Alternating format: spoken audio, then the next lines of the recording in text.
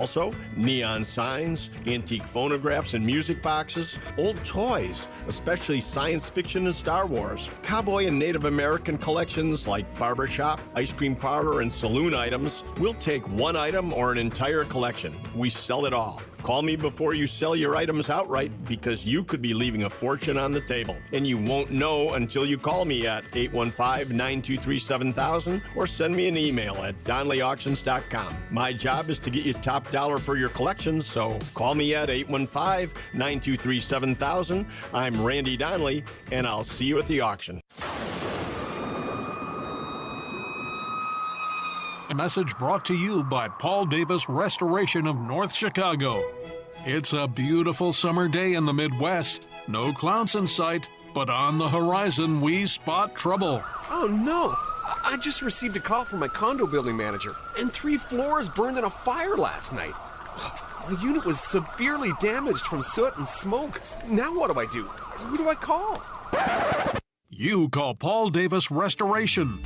Nobody expects to experience an insurance loss. The truth is, fires, floods, tornadoes, hail, and just plain bad things happen to over 1 million homeowners annually. You could be one of them. Whether you face a business or residential catastrophe, Paul Davis Restoration is ready to help you from the instant the fire is out, the tornado has passed through, or the floodwaters have receded. We have a 25,000 square foot warehouse within minutes of the Chicago Loop and can pack out clean, restore your items, and return them to you in record time. Visit Paul Davis Restoration online at pauldavischicago.com or call 773-883-8000. That's 773-883-8000 or online at pauldavischicago.com. That's pauldavischicago.com or call 773-883-8000 or online at pauldavischicago.com. Bad decisions limit future options. Make enough bad decisions and you'll destroy your life. Listen to The Flatline with Rick Hughes this Sunday morning at 7. The Flatline describes a main line of resistance in your soul built on God's Word. Listen this Sunday for inspiration, motivation, education, all without manipulation.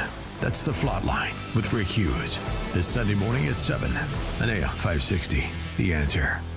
Join us for the Bank the Blue Gala on Friday, October 27th at the Donald E. Stevens Convention Center in Rosemont. Welcome address by Masters of Ceremonies, Fox 32 anchor Anita Padilla and sports anchor Lou Canellis as we raise both awareness and funds for our heroes in blue that need our support. Bank the Blue is a nonprofit organization that funds confidential mental health services and officer wellness programs for Illinois law enforcement officers. Local departments alone are unable to provide the mental health wellness services that their officers so desperately need. The goal of this event is to build awareness surrounding the importance of officer wellness, to combat the stigma associated with officers and mental health, and to fundraise for this important cause. We anticipate 1,000 attendees from both the law enforcement and civilian communities. The third annual Bank the Blue fundraising gala is on Friday, October 27th at the Donald E. Stevens Convention Center. Corporate sponsorship opportunities and individual tickets are available. Visit bankthebluegala.com for more details. That's bankthebluegala.com.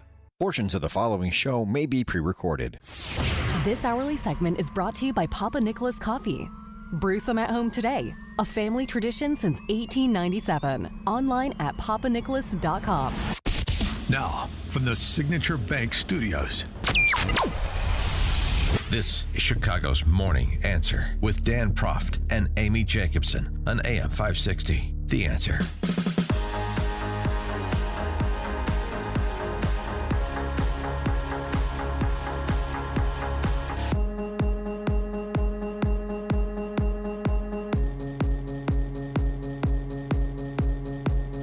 Top of the morning, Dan and Amy. What has been the American response, besides rhetorically, to the Hamas terrorist attack in Gaza, specifically as it pertains to Americans in Israel and in the killing zone there in Gaza? What's been the American response? People can't get out. James Rosen, formerly of Fox, now of Newsmax, queried NSC spokeshuman John Kirby about this yesterday at the press briefing and about the 27 Americans who are dead. killed. And 14 still unaccounted for. Yeah. Rosen was curious what America is doing and whether or not we should be completely deferential to the Israeli response. Take a listen. 27 Americans killed is a very large number. That is larger than the number of Americans who were killed by terrorists during our withdrawal from Afghanistan, larger than the number of Americans killed at the USS Cole, larger than the number of Americans killed at Benghazi or beheaded by ISIS. And I believe it's accurate to say that after all of those events, direct U.S. military action was ordered by the Commander-in-Chief. 27 Americans killed. Why is it the posture of the Biden administration to just let Israel handle this job, in essence, instead of U.S. forces going in and getting the guys that killed our people? James, we will do, as Jake said, everything we can to get those American hostages home with their families. We recognize that they are not the only people being held hostage. Other nationalities are included in that group. We don't have enough information right now to make a policy decision about how to do it. So I can appreciate the sense of urgency in your question. Believe me, we share it. But we aren't going to act one way or another until we have enough information to act upon. Is that satisfactory? 312-642-5600, turnkey.pro answer line. 64636DA, turnkey.pro text line. First of all, he didn't ask about hostages. He asked about the 27 dead and holding the people responsible for their deaths accountable. But in addition to that, of course, we can't do anything about the dead other than holding the parties responsible for their deaths. But we can do something about the hostages, so I'll take answers on both topics. Thank you very much, NSC spokesman John Kirby. I mean, if you can keep yourself together. Right. He did lose it the other day. He could not stop crying when he was on with Jake Tapper, which I'm fine. You know, we can be emotional. You're a leader and in a leadership role. You got to get your, keep your powder dry.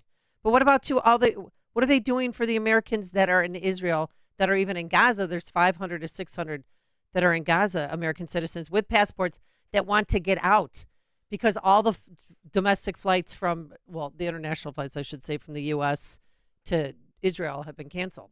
So they're trying to get them to Greece and then out some other way, but it's a mess. So we don't have enough information to cobble together an action plan. That's what John Kirby said about American hostages. Well, should we let the Iran. Israelis handle it, or should we get involved? So it's interesting because Florida Representative Corey Mills, who was a member of the 82nd Airborne, is on his, he's probably back by now, but was on his way back to the Capitol. Get involved in that speaker business. That was after shuffling 77 Americans out of Israel via neighboring Jordan during a 2-day visit. He's doing something. One member of Congress, Corey Mills, already has gotten 77 Americans out of Israel. John Kirby and the entire federal government that he represents doesn't have enough information yet to cobble together an action plan. One of the individuals that he got out, a woman named Silver Prout, an American trapped in Israel with a California-based church group who had been on a Holy Land tour when Hamas attacked attacked Gaza on October 7th. I just immediately left D.C., and I decided within an hour's notice that I couldn't sit there and do nothing anymore, said Representative Mills. I campaigned on the fact that I wanted to be a statesman who acts and not a politician who talks. A little bit more color on this. Mills said it was especially important for him to take action after he'd helped rescue Americans and allies left behind in Afghanistan in the chaotic August 2021 withdrawal from Kabul. I literally tried to do this from start to stop to make sure that they know, one, that they're going to be taken care of, and that they're not left behind and not forgotten by their own government. Silver Prout, who became the first of 32 Americans that Mills took out of Israel by coordinating with his contacts in the region, footing the bill for a bus to take the group to hotels in Jordan where they could book flights home. Silver Prout saying, I will be eternally grateful to Congressman Mills for the way he saw my story and selflessly jumped into action, literally walked into war, and personally evacuated me. While our administration failed to put Americans first, he showed the world what it means to be a true public servant that cares about people. So that was the first of 32. By the time he was done, over 2 days, 77, as I mentioned. Good for him. And Florida Governor Ron DeSantis, he signed an executive order yesterday declaring a state of emergency and sending charter flights. He's ready to send charter flights and necessary supplies to Israel. So this makes sense. Fly in supplies and fly out people. When Blinken got on that 757 yesterday that he was on, like, why isn't he taking Americans back with him? So you have now, and yesterday, Kirby saying that the U.S. would begin chartering flights out of Israel for Americans there. That was after DeSantis made his announcement, by the way. Just for those of you who are keeping score. I mean, how messed up can government be? Here's your example. Tom in Mount Greenwood, you're on Chicago's Morning Answer. Hey, guys. Kirby also said yesterday that he's going to leave it up to Israel because it's their country to do anything against these terrorists, and the U.S. has no business doing that. I don't know if that's the exact quote, but we have all the business in the world we want because we're giving them hundreds of billions of dollars. So we can go in and get our citizens and whether take recourse or get our hostages back any which way we want if they want our money, in my opinion. Thanks for the call, Tom. Well, yeah, something to that. The response is just so curious because we're allies, not just because we provide aid, which we do, but also because we have, shared enemies and shared values to a significant extent. So why wouldn't the response be like, yeah, look, we're coordinating with our Israeli allies and their intelligence agencies, their military response. So we're in the loop on it. And where we can divide up the labor so that we're most effective collectively in getting people out and responding to the terrorist attack initiated by Hamas, well, that's what we're going to do. You don't have to give me the details, but it's just that the nature of the statement sounds like, we'll see what happens. We'll see what happens. Maybe we will. Maybe we won't. Marty Naperville. Good morning. Hey, tell Kirby that there's a member, if you will, of the LSGBTQRSTUVWXYC community over there, and they'll have the military over there in a half an hour. Well, thanks for the call. At least they'll be willing to write a check, right? Craig, Mount Greenwood. James, good morning, Dan, Amy, and thank you for taking my call. All the stuff that's going on, that it can be summed up with like the description of our current government, and that this is the most evil and destructive, anti-American, corrupt band of cowards and pirates that I've ever taken and recognized. That this is we're gut shot because of this. When this guy took over the White House, however he got in there and everything, and assembled these people around him and all that, our country is shot because of this. And the things that Kirby and even all the other ones that other guy, I can't even remember names, but it's disgusting. And you want to be an American nowadays and everything like that, and have anything happen or be in any kind of trouble, you can't count on this government for anything but basically turning their back on Americans. Thanks for the call, Craig. Appreciate it. I mean, by the way, it wasn't just Representative Corey Mills that beat the entire federal government to the punch. Yeah. So did Floyd Mayweather. Really? The best pound-for-pound fighter, perhaps in boxing history, sent his private jet to Israel with supplies. I stand with Israel against Hamas terrorists. Hamas do not represent the people of Palestine, but are a terrorist group that are attacking innocent lives and so on. I stand for all the I wish for the safe return of all Americans and Israelis and any other human beings kidnapped as hostages during these war crimes and so on and so forth. You're getting end run by Floyd Mayweather, the Biden administration. Remarkable. Coming up on Chicago's Morning Answer. The day of action, day of jihad, if you will, and where the base camp for the activism is going to be in America. The college campuses, the campus that your son or daughter may be on if you've got college-age kids where you're spending $30,000, $40,000, $50,000, $60,000. so they can be surrounded by hate-mongering ignoramuses. We'll start there at 5:38. And Black Lives Matter LA chimes in. But now let's head into the newsroom. Here is Mike Scott. 59 degrees, 531. Law enforcement around the U.S. on alert after a former Hamas chief called for a global day of jihad. The NYPD, Chicago police say they're ready for any possible unrest. Rabbi Joshua Davidson says services will go on as planned nationwide. We are not unaccustomed to states of heightened security. There have already been some pro-Israel and pro-Palestinian marchers clashing in cities across the country. In the Middle East, Secretary of State Antony Blinken met with Palestinian President Abbas today, discussing the war with the terror group Hamas. The two leaders met in Amman, Jordan.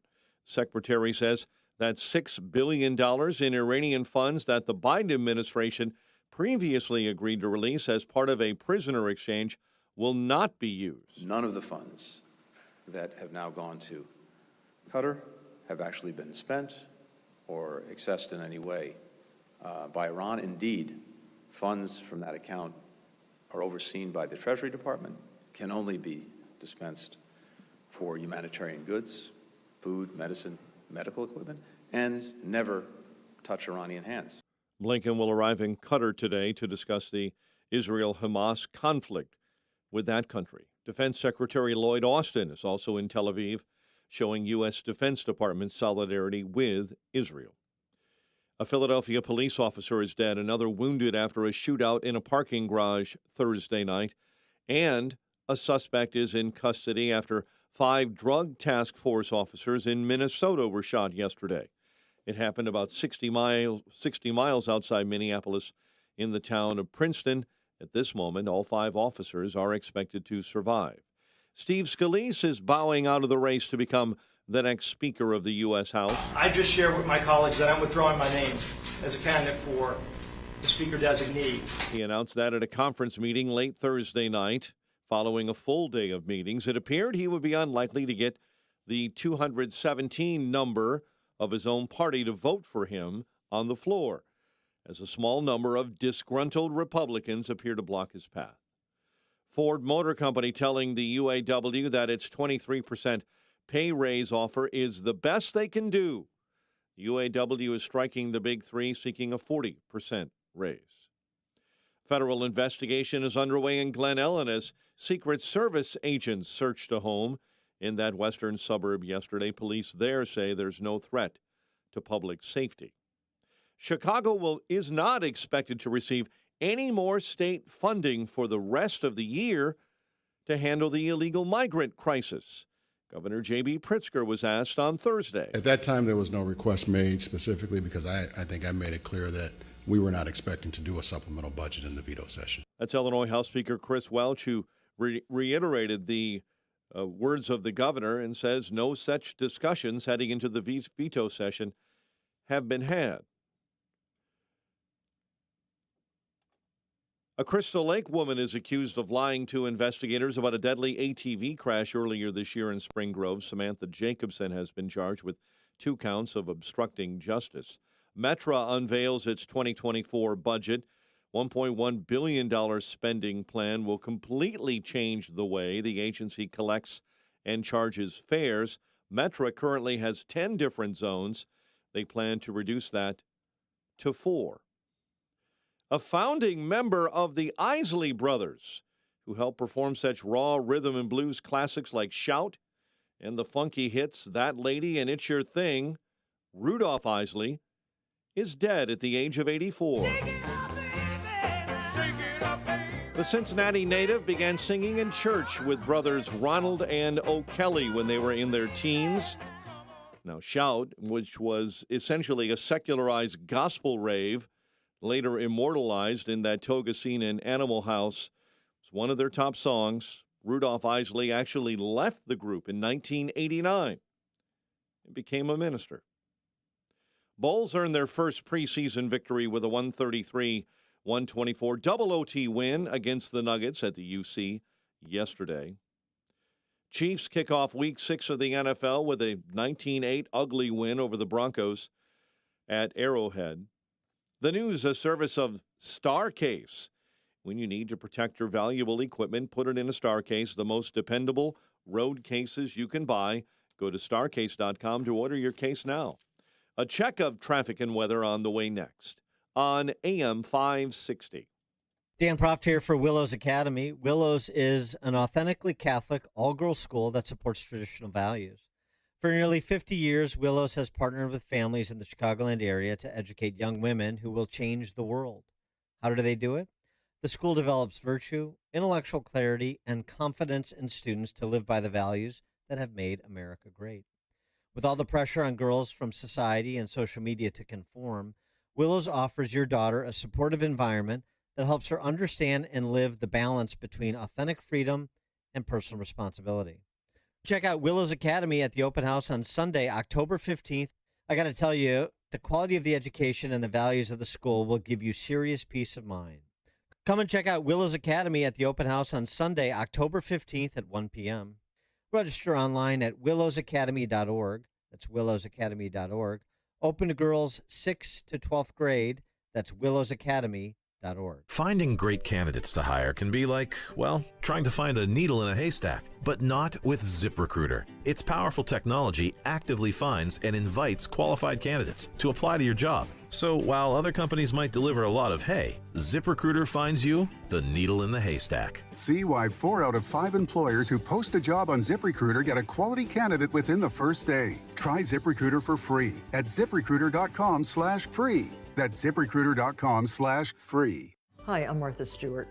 Every year, more than 4 million pets enter shelters here in the United States. My friends at American Humane have been helping animals since 1877. The goal is to ensure that pets have a safe shelter, especially during natural disasters. Adopting a shelter pet allows shelters to help more animals awaiting care. Please consider adopting today and take some time to learn more about American Humane's other work at americanhumane.org.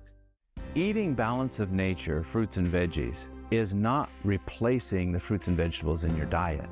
It is fruits and vegetables in your diet. Ask yourself, how many servings of fruits and vegetables have I eaten today?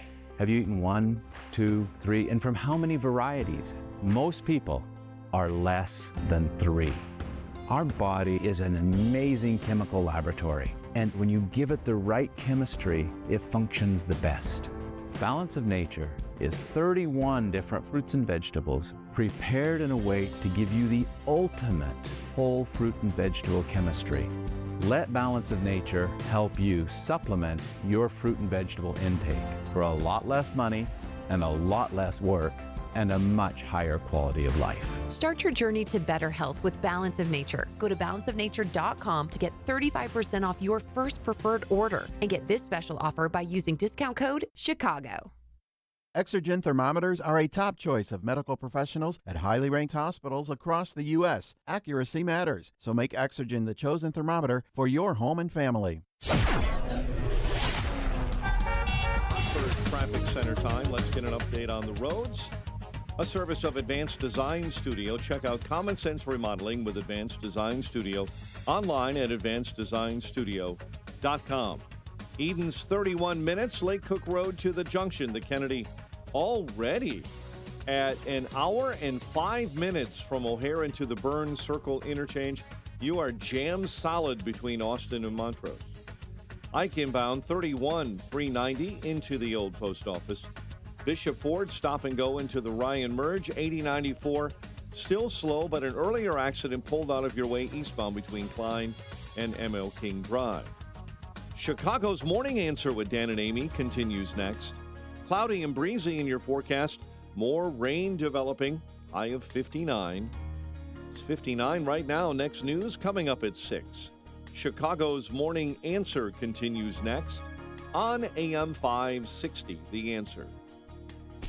Now, from the Signature Bank Studios, This is Chicago's Morning Answer with Dan Proft and Amy Jacobson. At TJ Stern's Financial Planning in Arlington Heights, we offer several complimentary reports proactive investors should take advantage of before year end. Our Social Security Optimization Report shows couples how to possibly get up to $200,000 or more in additional lifetime benefits. Our Retirement Account Tax Optimization Report shows how to minimize the tax bill on your 401k and IRAs. This report could help you save hundreds of thousands of dollars or more in taxes over your lifetime. Our risk analysis makes sure your portfolio is in alignment with your goals. The Protect and Grow Written Plan brings all of these items together. Call now to request any of these free reports before the end of year rush puts proactive planning for this year in the rearview mirror. Contact TJ Stern's Financial Planning today. The first 10 callers right now will also receive a free copy of the new book, Solving the Modern Retirement Riddle. Call now to receive your free retirement report and book. 847-749-2295. That's 847-749-2295. Or visit tjstearns.com. Securities offered through TJ Stearns, a registered representative of Crown Capital Securities LP, member FINRA SIPC.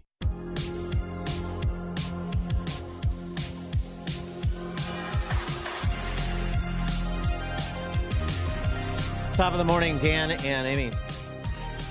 So we have this moment right now, particularly today with this day of resistance that's been called for by Islamofascists. Day of jihad. I don't know, where is that? Where does jihad find allies? On American college campuses. U of I is having one. I saw that posted. We know what's going on at Harvard. Oh, did you see what they did yesterday? Somebody rented a van, like the van with the electronics billboard on the side, and released names of people who signed that agreement against Israel. Everyone's obsessed with Harvard. Like everyone's gets obsessed with Rashida Tlaib because it's easier to point to something far away in a place like Chicago than it is to look at what's actually happening in your backyard. Rashida Tlaib, she could have ended that. She could have said, yes, I am Palestinian. That's why she has a flag in front of her congressional office. But she also could have denounced Hamas. Thank you for thank you for proving. I know, but I'm just saying she didn't. What? Rashida Tlaib, AOC. AOC was on the Israeli side. Now she's on the Palestinian side. Are you following the thread here? Mm-hmm. Which is, what about the Hamas caucus in your Illinois General Assembly, on your Chicago City Council, at your high school, at your University of Illinois? Anybody want to pay attention to that? Not where I don't want to pay attention to where I live. I want to rail against Harvard because it's easy. I want to take on Rashida Tlaib rhetorically. Good for you. That's courageous. City Council's having a meeting at 1:40 today. See who shows up to denounce Hamas. So this moment we're having, where people are actually paying attention to college campuses, rare, and thinking through what we have incubated on college campuses for the last half a century at least.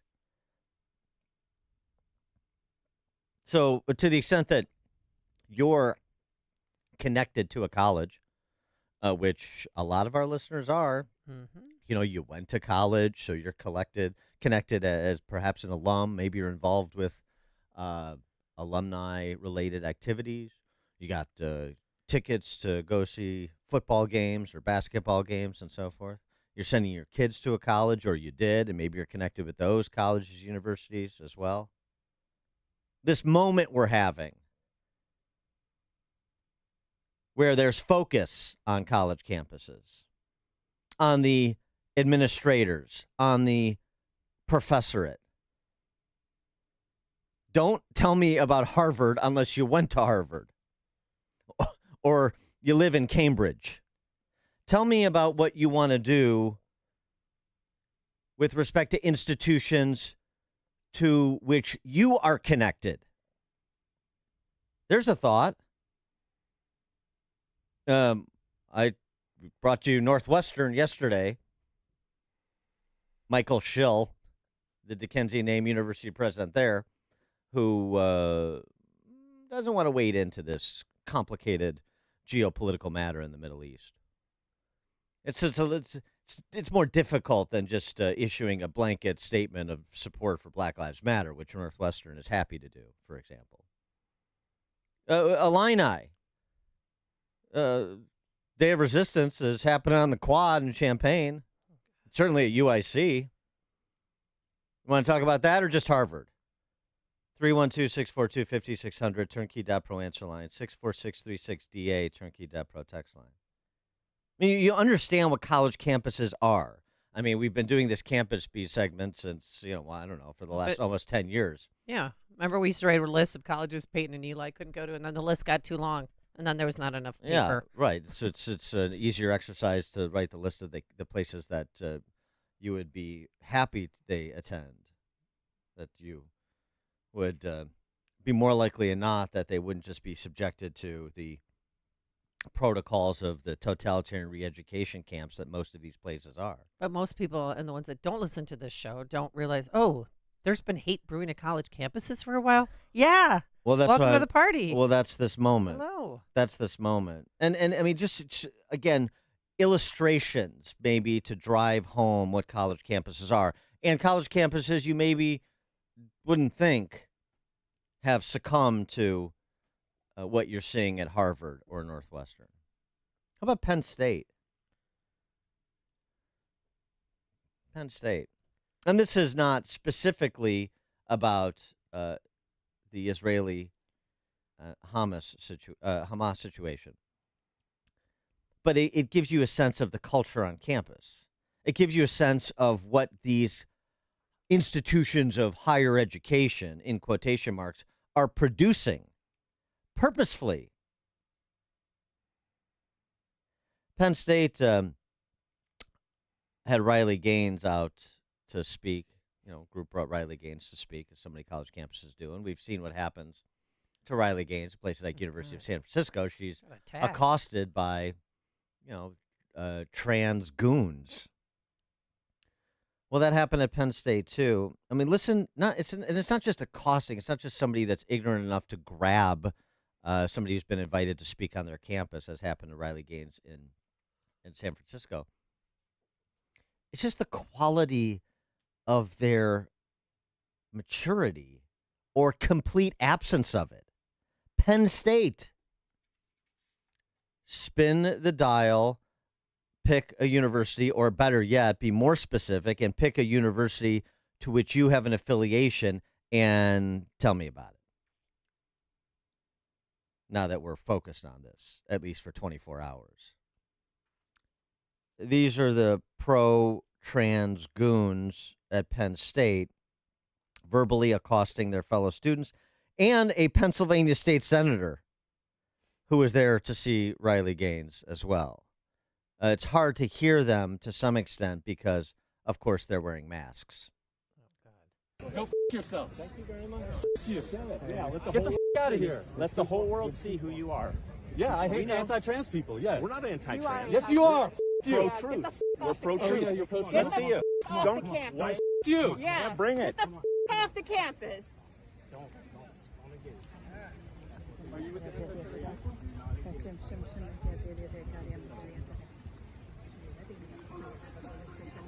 Oh, yeah, you're going to film me? What are you going to do with that? Go f*** yourself. Oh, my goodness. You're such a f***ing loser.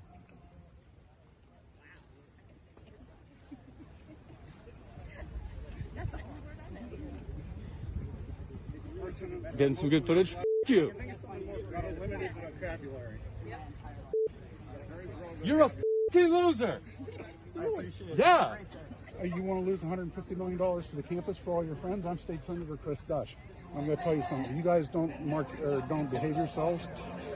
You're very well. You support the anti-trans people? I support the people who are here, like Riley Gaines, who had her private. Then you can f*** yourself. You're a f***ing loser. Have a good day, son. You have a bad day. Do you have any comment for the protesters here? We'll see how it works out. I'm waiting to see. I'm here to watch. We are going to have free speech on this campus. This is my district. More of that dude interacting with his classmates. What the f*** is wrong with you? Trans lives matter! Hey, you're the one who's yelling at me, bro. You're anti-trans. You're a piece of shit. Hey, I love women. I protect women. You! I love you too, bro. Well, I don't love you, all right? Hope you f***ing die.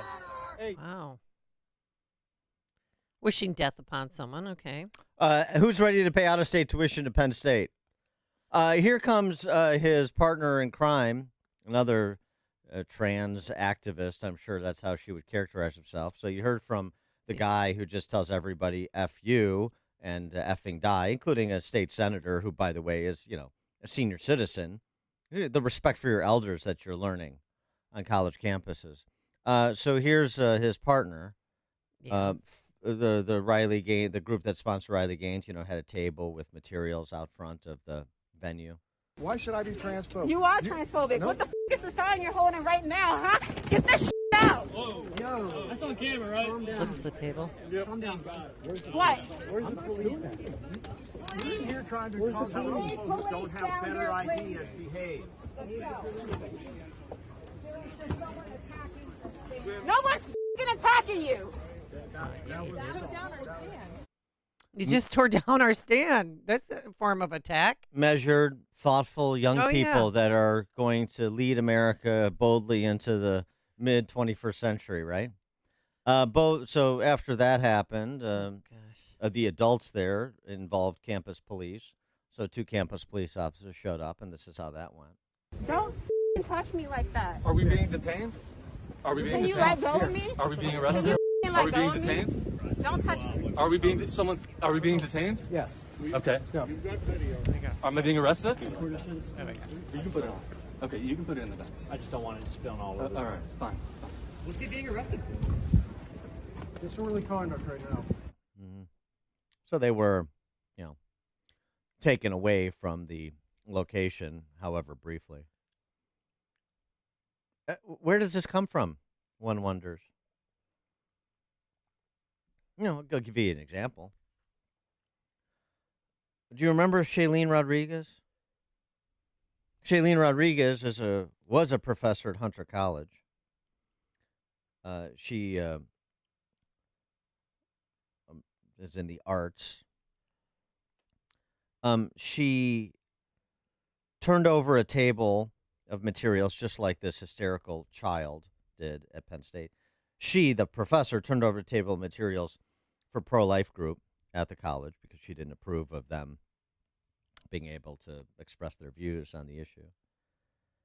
Then she was tracked down by a New York Post reporter.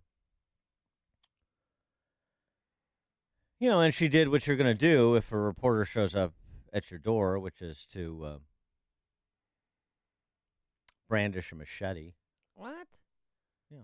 You're not educating This is propaganda. What are you going to do, like anti-trans next? Is that what you're going to do next? I mean, no, we're talking about abortion. This is This is violent. You're triggering my students. Oh, I'm sorry about that. No, you're not. Because you can't even have a baby. So you don't even know what that is. You don't even know what this is. Get this out of here, yo. This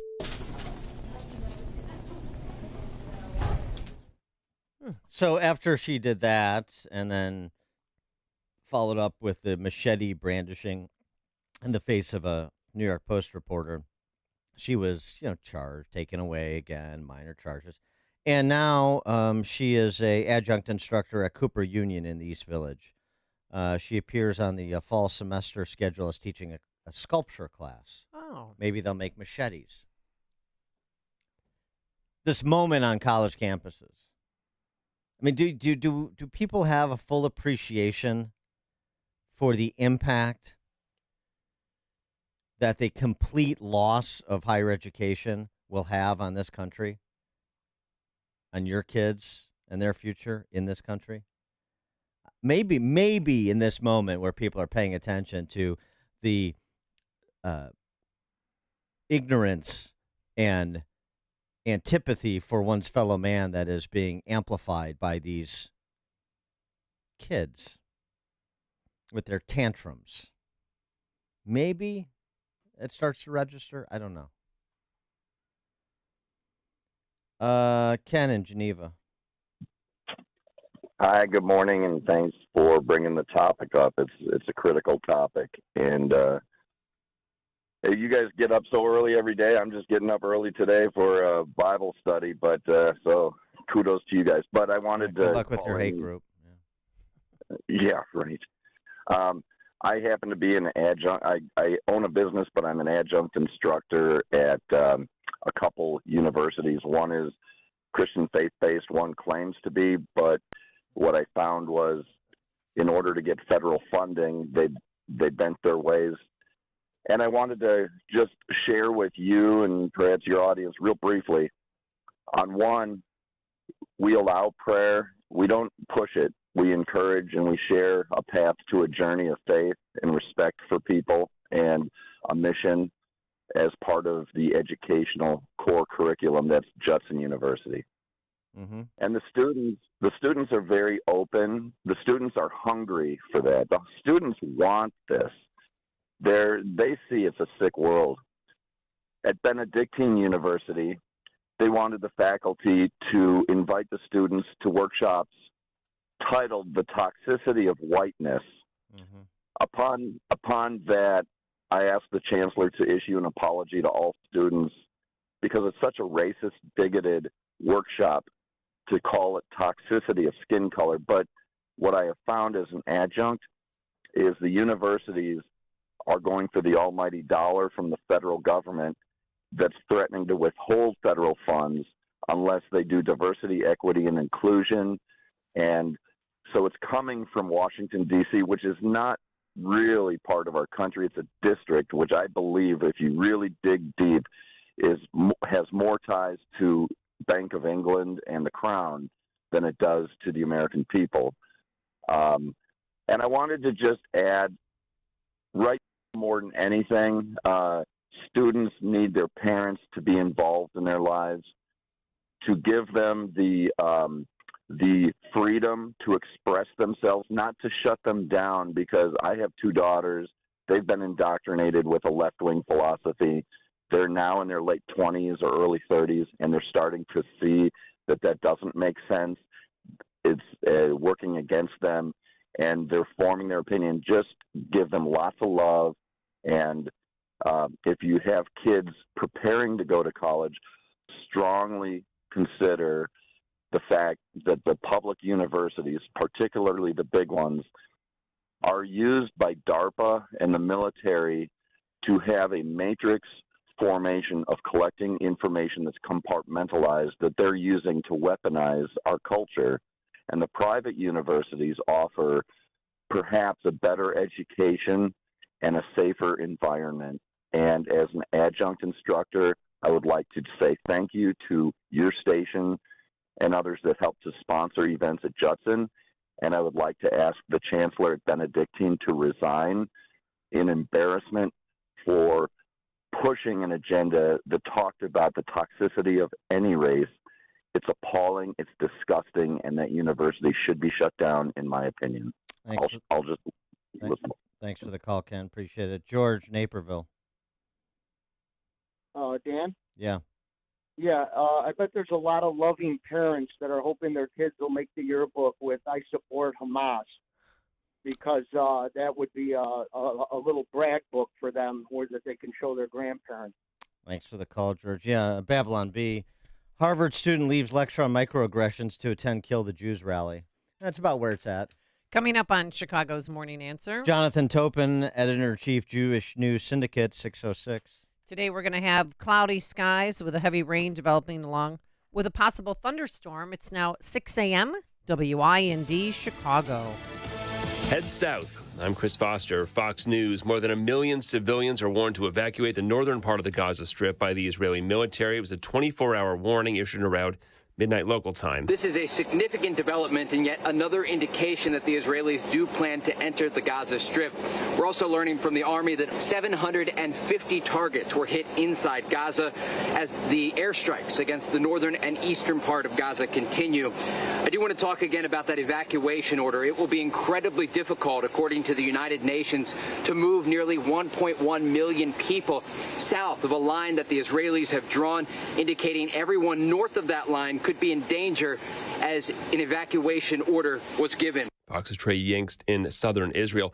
To anyone's guess who could ever win the 217 votes needed to be elected Speaker of the House, Louisiana Republican Steve Scalise, after winning a majority secret ballot vote for the nomination, is dropping out with not enough Republican support to win a full House vote. Nobody's going to use me as an excuse to hold back our ability to get the House opened again. Ohio Republican Jim Jordan finished second to Scalise in that closed-door vote on Wednesday. It's not clear he could ever get to 217 either. Philadelphia police officers killed, another wounded, confronting people breaking into a car in an airport parking lot. Interim Police Commissioner John Stanford says the suspects opened fire. Striking one of our officers multiple times in the upper torso, striking the other officer in the arm. He says someone dropped off at a hospital with a gunshot wound who died, may have been involved. There's no word on any arrests. Aurora, Colorado police officer Randy Redeem is found guilty of criminally negligent homicide. Today's verdict is about accountability. State Attorney General Phil Weiser. Elijah McClain died after being put in a chokehold and injected with a sedative in 2019. Another officer was acquitted yesterday. A third and two paramedics will be tried later this year and have all pled not guilty. America's listening to Fox News. 59 degrees, 6:02 on AM 560. The Answer. Good morning. I'm Mike Scott. A federal investigation is underway in Glen Ellen. Secret Service agents searched a home in that western suburb yesterday. Police say there was no threat to public safety. A man charged in the killing of Chicago police officer Ella French is pleading guilty. Fraternal Order of Police President John Catanzaro believes Eric Morgan got off lightly. Eric Morgan is basically walking away with a slap on the wrist, when if he had done this 5 weeks earlier, he'd be looking at life in prison because of the Safety Act and the elimination of felony murder. Morgan was sentenced to 7 years. Morgan and his brother Imante were charged in the shooting that killed French and injured her partner during a traffic stop in August of 2021. The city of Chicago is not expected to receive any more state funding for the rest of the year for dealing with the migrant crisis surge of illegals. Governor J.B. Pritzker was asked Thursday if the state has any chance of helping the city cover extra budget costs. I don't know what the intentions are with it. I just saw it as you did yesterday, the proposal. Both Illinois House Speaker Chris Welch and Governor Pritzker are leaning on the federal government to provide more support. 2 suspects are accused of being part of a high-end theft ring in Lyons. Edwin Aguirre Ramirez and Eric Bautista are charged with burglary. Lyons Police Chief Tom Harrion provided an update on the investigation Thursday. The UGG boots were stolen at the end of September. They brought those UGG boots in. We have evidence of them unloading it, bringing it in, brought it into the warehouse, unloaded those boxes, had them reloaded already, and they were already on pallets ready to be shipped out. That's how fast they work. Aguirre Ramirez and Bautista set up a showroom of stolen goods and merchandise at a warehouse in Chicago's Lawndale neighborhood. Bulls over the Nuggets in the NBA preseason last night in double overtime, 133-124. Phillies beat the best team in baseball to secure a spot in the NLCS. Philadelphia trimming the Braves 3-1 last night. Phillies squares off against the Diamondbacks next. NFL weekend kicks off a little early with a Thursday night game. Chiefs over the Broncos 19-8. The news is a service of MyPillow and their 6-pack bath towel sets. They're back in stock with a proprietary technology that makes them extremely absorbent. For a limited time, you can get 50% savings with promo code LIBERTY.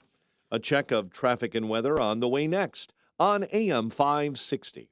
Dr. Sebastian Gorka can see the truth. We now know that in the first 12 months, under the Biden open border regime, more than 110,000 Americans were killed from illicit drugs, including fentanyl.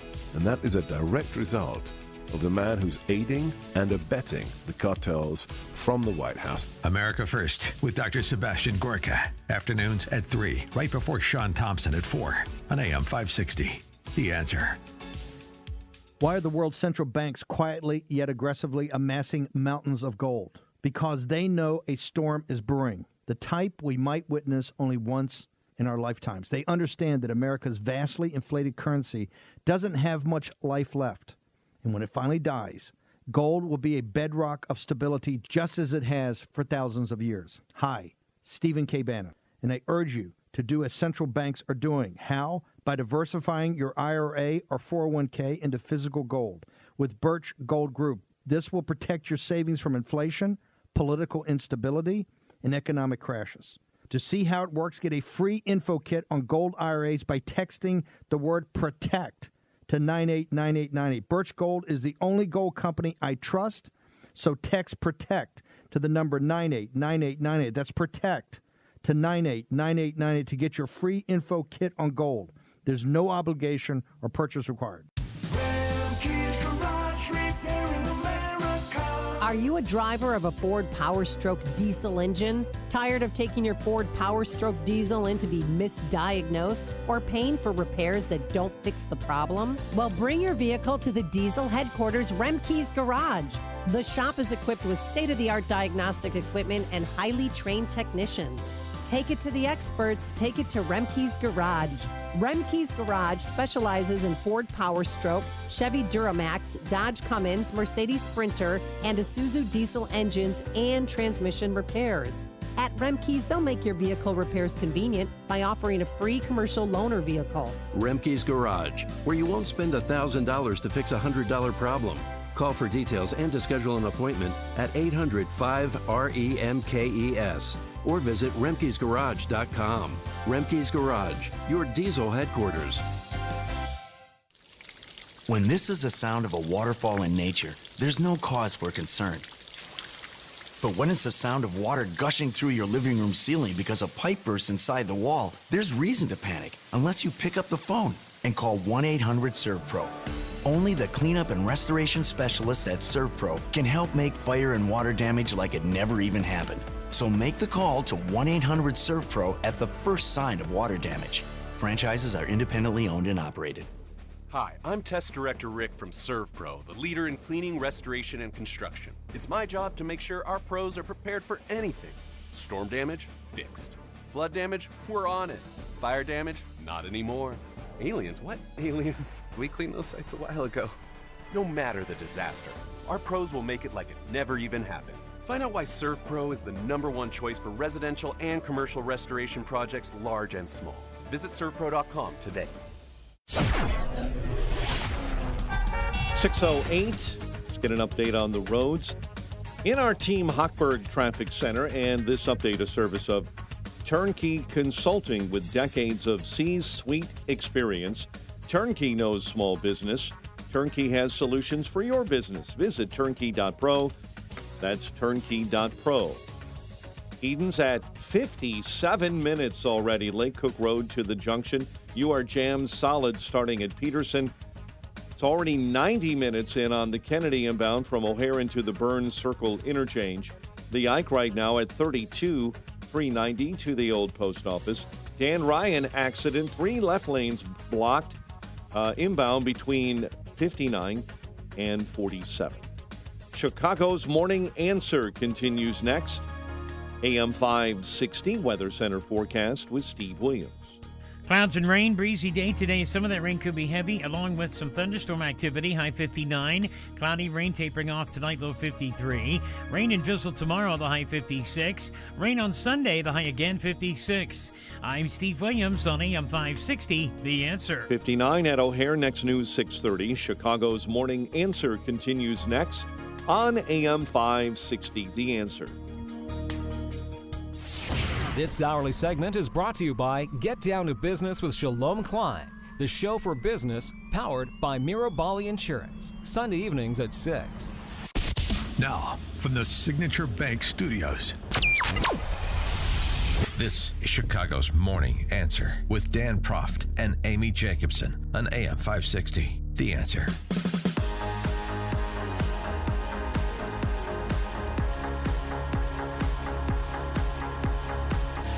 Top of the morning, Dan and Amy.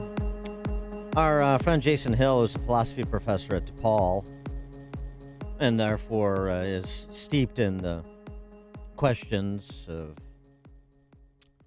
right and wrong, the ethics of complicated situations like war. Here's a piece over at Front Page. Will Israel do what it takes to secure peace? One criterion that may be used to justify what may also be called wars of total annihilation, for which the bombings of Dresden, Hiroshima, and Nagasaki would qualify, is the following. When the arc of the entire moral infrastructure of a nation or its political combatants is predicated on the destruction and annihilation of another nation or state, and further, when the citizens of such nations and states or regions or governing units support the infrastructure and its architects, a war of total annihilation can be ethically defended. A war of total annihilation can be ethically defended in that situation. One of the moral lessons, Hill writes additionally, we learn from the bombing of Dresden, Hiroshima, and Nagasaki, is that war is not just about vanquishing the enemy, it's also about inflicting generational damage. Future generations are deterred from enacting a war of vengeance at a much later time, or, just as importantly, of repeating the errors of their predecessors. The collective memory of Hiroshima, Nagasaki, and Dresden is an important reason why other nations will think twice about starting a war with the United States. Much of the world has a problem grasping the fact that Hamas has a maniacal and congenital hatred of Israel. It wants the country and its Jewish population exterminated. It is a genocidal organization. There is such a thing as the intractable evil that habitually wills and executes destruction. To this end, Israel's allies must recognize her strategic moral infallibility in fighting this new war. This means that any means used to defend against a menacing invading aggressor is proper. Maybe then and only then will Israel be able to remember how it used to fight its early wars and remember how the Americans and the British mastered the art of truly vanquishing the enemy in World War II. War of total annihilation. For more on this, pleased to be joined by Jonathan Tobin, who's the editor-in-chief of the Jewish News Syndicate. Jonathan, thanks for joining us again. Appreciate it. Thanks for having me back. What do you think about what Professor Hill is arguing about the philosophical and thus strategic and actual approach that Israel and her allies should take with respect to Hamas? I think it's right on target, and I think it's also right on target as to what's going to be the focus of debate and discussion about events in the region, in the Middle East, and what's about to unfold as I believe Israel's about to begin its counteroffensive sometime, within the next 48 hours. I don't know exactly when, but it's happening soon. The forces are massing. And we've already seen that the wonderful statements of President Biden and Secretary of State Blinken, and I'm not a big fan of those guys. Normally, I criticize them all the time, and I would criticize how their policies help lead to these outrages of what happened in this week. But what they've said since last Saturday has been excellent. The question is, are they going to keep being behind Israel? Once Israel is about to do the job that it knows it needs to do, which is to take down Hamas, not to merely try to reestablish some mythical deterrence of these people, not to return to a status quo of October 6th, but to make not to retaliate or enact some act of vengeance, but to ensure that this will never happen again, because this vile Islamist state, which is really an independent Palestinian state in all but name that has existed since 2007, it has to go down. It has to be defeated.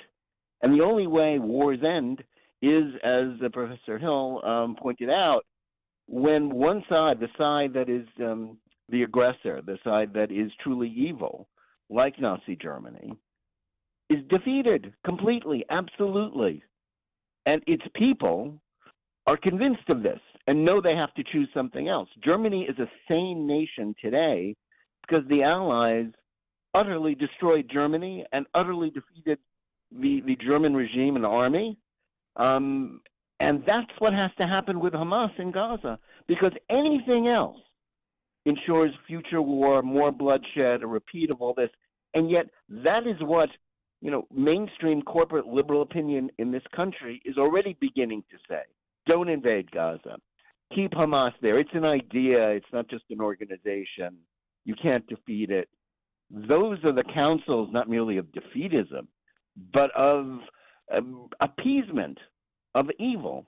And if the Biden administration listens to that and just lets Israel attack for a day or two and then says stop, well, they will be betraying not merely Israel, but American interests as well. What about all the hostages? What's the plan there? I know that they've announced that there's going to be no aid into Gaza until the hostages are returned, and we still have 14 unaccounted for Americans that they believe might be hostages as well.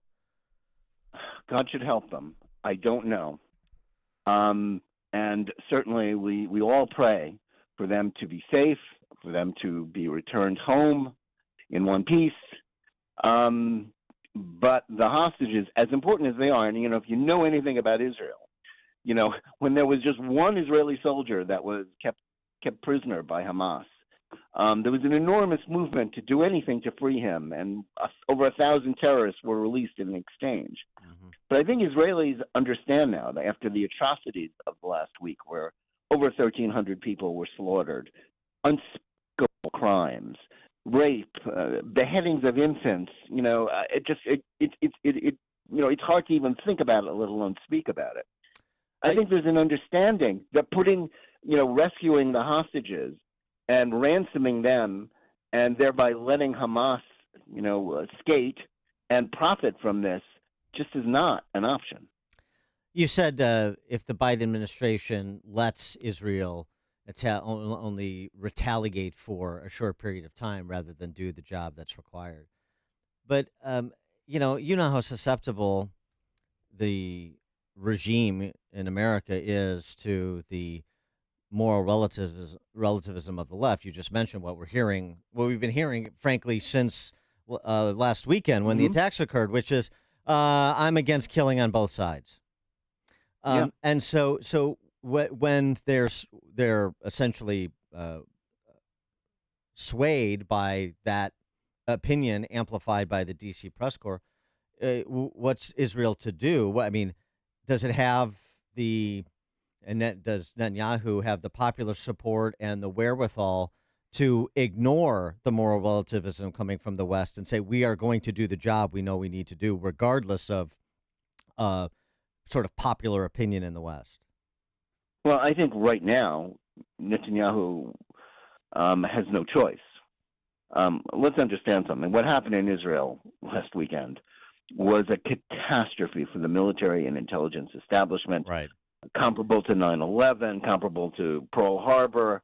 When all this is over, heads are going to roll. I mean, there's going to be a commission, and it's not going to look good for a lot of people. There was a lot of failure, and frankly, Netanyahu is the man in charge. It happened on his watch, and he is unlikely to survive this in the long run.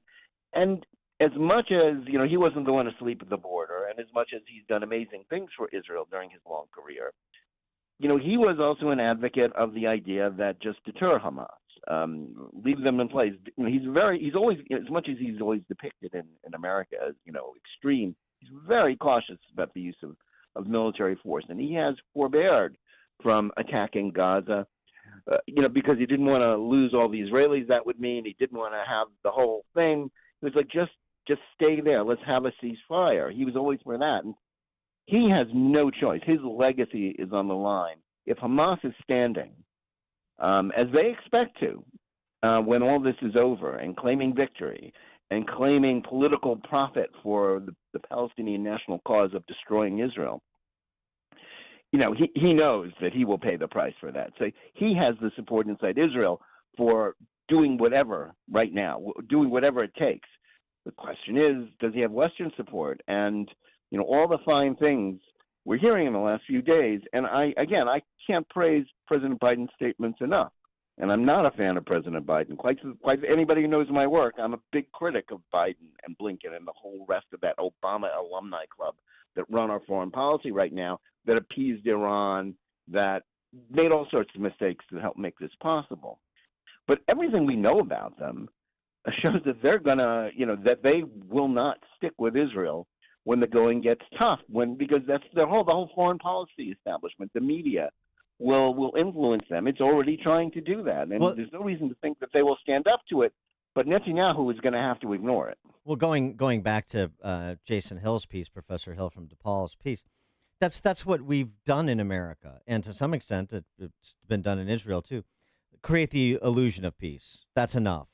And what Hill writes is, the illusion of peace will suffuse the global imagination for the simple reason that much of the world remains anti-Semitic and anti-Israel, which of course is also true. And so the question is, does it finally register? Does it finally register with Jews in America? Does it finally register with the West in general? That the illusion of peace is just that, an illusion. And we tell ourselves beautiful lies at great cost. Well, I have some hope that, a lot of Jews are going to have been awakened by the atrocities of the last week. Not all. The hard left is still very powerful. But, I've been out there speaking and talking to people. I sense a lot of, not just anger, but sort of waking up to what's going on here and what to say. Because you have to ask yourself, what does Hamas want? Hamas doesn't want to, adjust Israel's borders. It doesn't want to change its policies. It wants to kill Israel, and it wants to kill Jews. And quite frankly, that's very popular among Palestinians. And we've seen some of that in some of these awful demonstrations in the United States from the Arab community.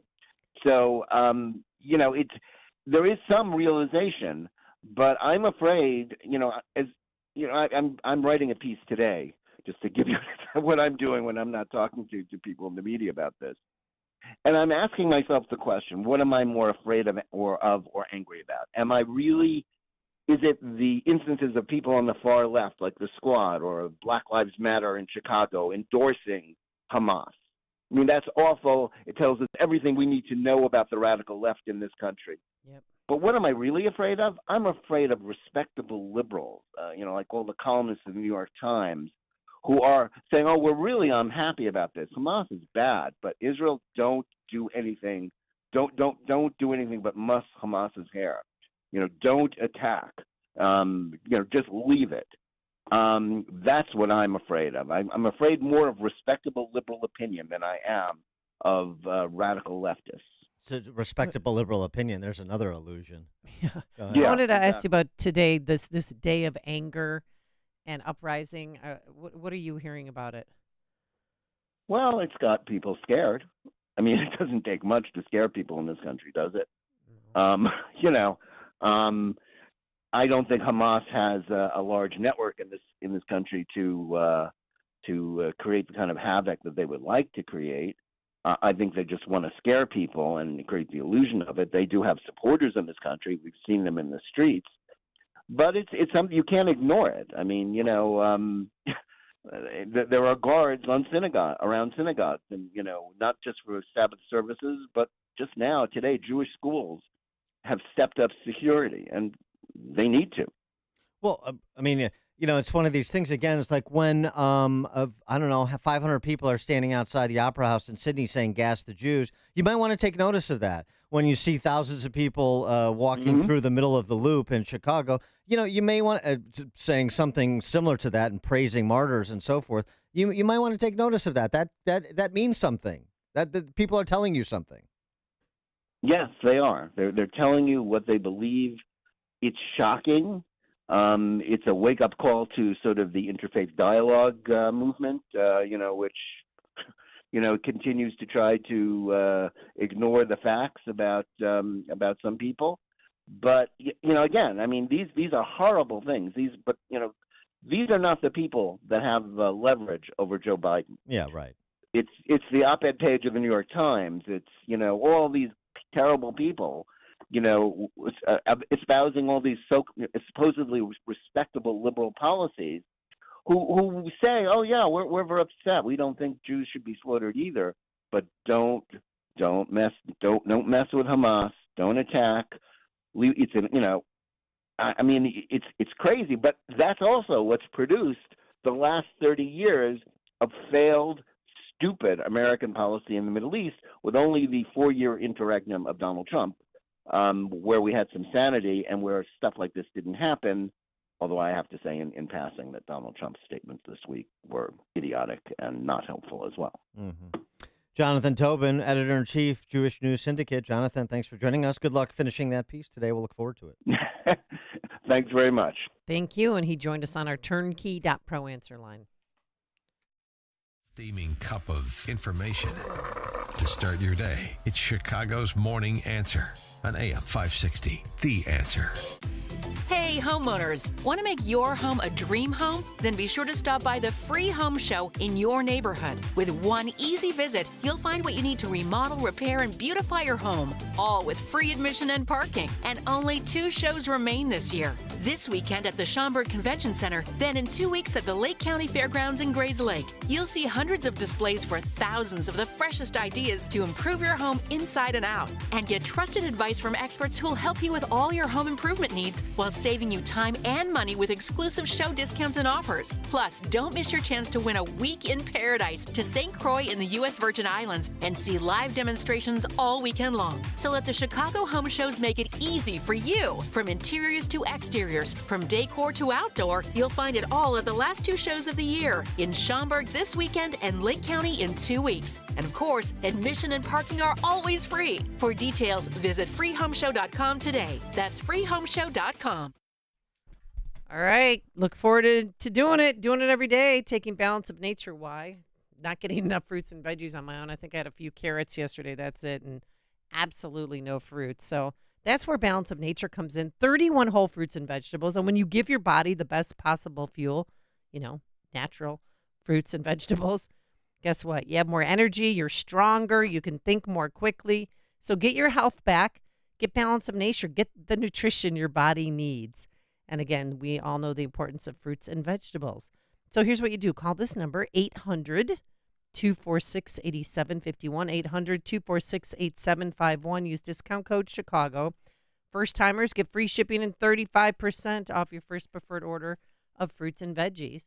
Or go online to balanceofnature.com, but be sure to use discount code Chicago. I'm attorney Stephen Leahy. You may have heard me on the radio sharing information about taxes, the IRS, or some other legal topic. Over these many years, I've learned quite a lot about helping business owners. It's pretty complicated out there. Business owners must always be learning just to keep up. So I've put together an email newsletter where I share information with business owners for free. That's right, no charge. All you have to do is go to radiotaxman.com and provide your email address. That's it. You may wonder why I would do that. Well, I know business owners are going to need help now and again. Tax returns, IRS trouble, business structuring, tax planning, and a whole lot more. I also know that if I share accurate, important information with you, information you can trust, you may give me an opportunity to help you. That's it. You don't have to ask for my help, but I want to offer it to you. Pretty simple. Go to radiotaxman.com right now and sign up for my email newsletter. That's radiotaxman.com. It's free. Together we can fight back now. AM 560, The Answer. Hey, how'd you like those sandwiches I made? You accused me of stealing them from a cocktail party. Well, there's these little ham and cheese sandwiches. I mean, like finger sandwiches. Yes. They weren't shaped in a finger, but they were like the little. Right. And it was on one of those. It was on the buns that White Castle uses for their hamburgers. Oh no, those are Hawaiian rolls. And this is apparently the pregame meal for your volleyball team. My girls love it. And you wonder why they lost to Peyton. Hey, easy. It was 25-22. It was just bad. Yeah, well, a little bit better pregame meal. Okay, thanks. I'll put some more meat on there for the IHSA tournament. All right, coming up on Chicago's Morning Answer. How's Bidenomics working out for you? Inflation running a little hotter than the mystics inside the Beltway believed it would. Jim Iorio, host of the Future's Edge podcast, joins us at 6:36 to discuss. But now let's head into that newsroom. Here is Mike Sapp. 59 degrees at 6:30. Israel warning the UN and others in the Middle East to evacuate over 1 million people in Gaza. Our reporter Mark Mayfield is in Washington. On Thursday, UN officials said the Israeli Ministry of Defense told them to notify Palestinians living in the northern areas of Gaza to evacuate to the southern part of the Strip in the next 24 hours. The UN says it's physically impossible to evacuate that many people without devastating humanitarian consequences. The news comes as officials expect the Israeli military to launch a ground assault against Hamas forces. The Israel Defense Forces say they have mobilized around 300,000 reservists near the Gaza border and are continuing large-scale strikes on Hamas targets. I'm Mark Mayfield. Secretary of State Antony Blinken met with Palestinian President Mahmoud Abbas, later heading to Qatar to discuss the conflict with that country's prime minister. Republican presidential candidate Ron DeSantis and Nikki Haley both tore into Donald Trump on Thursday after the former president had words of praise for the Iranian-backed terror group Hezbollah. Haley telling voters how she would have dealt with Iran as president. They've been saying for decades, death to Israel, death to America. You can't change a culture, no matter how much money you give them. You can't change a culture. They missed that with the Iran deal. They missed that with the $6 billion in hostage money. As Israel prepares for a ground war, Florida governor and 2024 GOP presidential candidate Ron DeSantis went before voters in New Hampshire, saying Israel has a right to defend themselves. Steve Scalise is withdrawing from the race to become the next Speaker of the House. We have to have everybody put their agendas on the side and focus on what this country needs. The Louisiana congressman announcing at a conference meeting late Thursday he would be pulling out. It appeared unlikely he would get to 217. Those are members of his own party who he needs to vote for him. A small number of disgruntled Republicans appeared to block his and almost anyone else's path. Philadelphia police officer is dead, another wounded in a shooting at an airport parking garage Thursday night. Meantime, 5 drug task force officers in Minnesota were shot yesterday, executing a search warrant. A federal investigation is underway in Glen Ellen as federal Secret Service agents searched a home yesterday on Western Avenue. Police say there was no threat to public safety. A man charged in the death of Chicago police officer Ella French is pleading guilty. FOP President John Catanzara believes Eric Morgan got off light. Eric Morgan is basically walking away with a slap on the wrist, when if he had done this 5 weeks earlier, he'd be looking at life in prison because of the Safety Act and the elimination of felony murder. Morgan was sentenced to 7 years in prison after entering that plea. His brother Imonte has also been charged in the shooting that killed French and injured her partner. Imonte, according to prosecutors, may have been the trigger man in that event in August of 2021. A Chicago man is accused of striking an Illinois State police officer's squad car in DuPage County. The trooper was handling a crash yesterday along I-290 at York when a Nissan Rogue failed to move over and struck the squad car. The trooper was not hurt. The driver, Isaac Blunt of Bellwood, was cited for improper passing of an emergency vehicle. Bulls earned their first preseason win, 133-124, double overtime win over the Nuggets at the UC in the NBA preseason. Baseball last night, Phillies edged the Braves 3-1. They move on to face the Diamondbacks in the NLCS. Chiefs over the Broncos in Thursday night football, 19-8. The news service of the Pride stores. Stop by their newest mobile gas station, the Pride of Villa Park, as they celebrate their grand reopening with daily prizes and special offers for diesel customers. The Pride stores, not your typical convenience store. A check of traffic and weather on the way next on AM 560. Freedom Summit Chicago tickets are now on sale. Join AM 560, The Answer, on November 11th at the Westin Chicago Northwest for Freedom Summit, featuring Rand Paul, Judge Janine Pirro from Fox News, Dan Proft, Amy Jacobson, Sean Thompson, and many more. Tickets are on sale now at freedomsummitchicago.com. That's freedomsummitchicago.com. Sponsored in part by St. John's Lutheran School in Lombard. Tom Mirabali, independent insurance agent with Blue Cross and Blue Shield of Illinois. And by OverheadDoorChicago.com. Urgent Camp Lejeune settlement message. On September 6th, the government announced it will soon begin providing fast, guaranteed settlements to Camp Lejeune Marines, families, and civilians. Awards will range between $100,000 and $550,000, with an option for higher amounts. If you or a loved one spent time at Camp Lejeune and suffered cancers of the bladder, liver, or kidneys, leukemia, non-Hodgkin's lymphoma, Parkinson's, or kidney issues, you may qualify for compensation and could be paid within 60 days after accepting your settlement, with your VA benefits fully protected. You may be entitled to a significant financial award for your Camp Lejeune claim, but you must act now. Call the James Harris Law Camp Lejeune helpline now to get the compensation you deserve. We're already fighting for thousands harmed by the water at Camp Lejeune. Call now or you may forever lose your right to be awarded a settlement between $100,000 and $550,000. For your free evaluation, call 800-299-7878. That's 800-299-7878. 800-299-7878. Did you know most vitamin supplements have a warning label on the back? That's because without the synergy of thousands of nutrients working together that are found naturally in whole fruits and vegetables, vitamins are not balanced. This is why Balance of Nature only uses whole fruits and vegetables, no isolates or synthetic vitamins of any kind. We take a variety of 31 of the highest quality fruits and vegetables and remove the water without changing the rich chemistry. It's then ground to a powder, blended to perfection, and encapsulated, preserving the nutrients and making it easy to get the fruits and vegetables you need.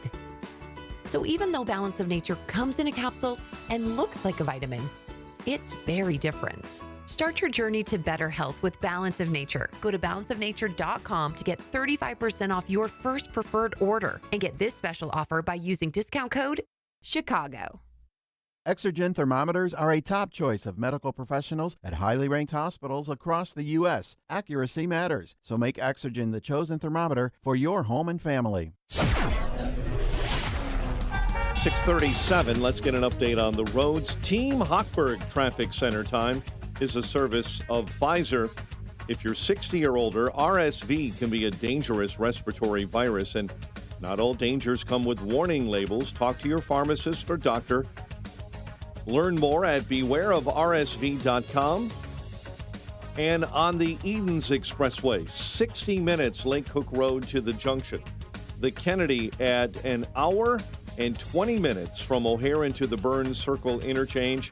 It's been fluctuating between there and an hour and a half, all due to Kennedy Express Lane inbound late removed road work on the inbound side between Montrose and California.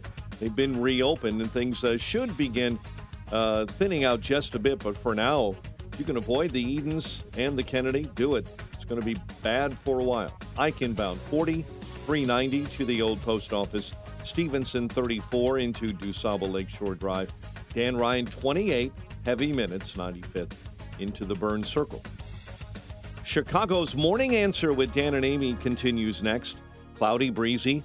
Heavier rain develops later in the day, high 59. Rain tapering off overnight, low 53. Windy and rainy tomorrow for wedding Saturday, high 56. 59 right now. Next news coming up at 7. Chicago's Morning Answer continues next on AM 560, The Answer. This hourly segment is brought to you by Health Quest Radio with Dr. David Kolbaba, Saturday mornings at 11. Visit healthquestradio.com. Now, from the Signature Bank Studios, this is Chicago's Morning Answer with Dan Proft and Amy Jacobson.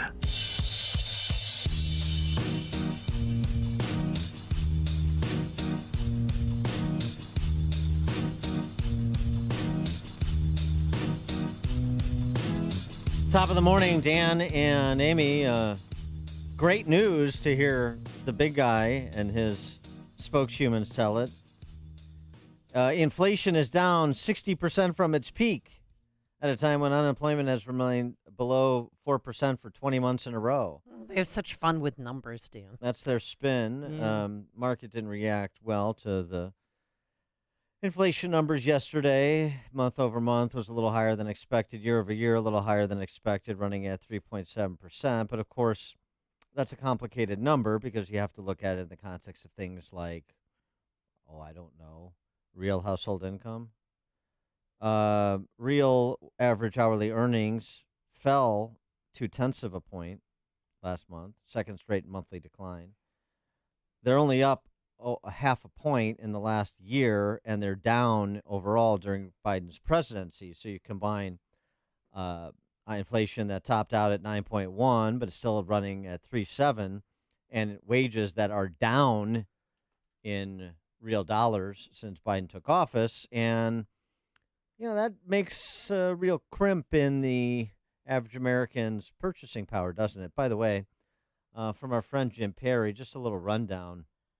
The CPI increases over the last 3 years, sort of by category. So wages are a 14.9% the last 3, so that would include the last year of the Trump administration. Wages are up almost 15%, but the problem is shelter, 18%. Food at home, 20%. Food away from home, 21%. Cars, 22%.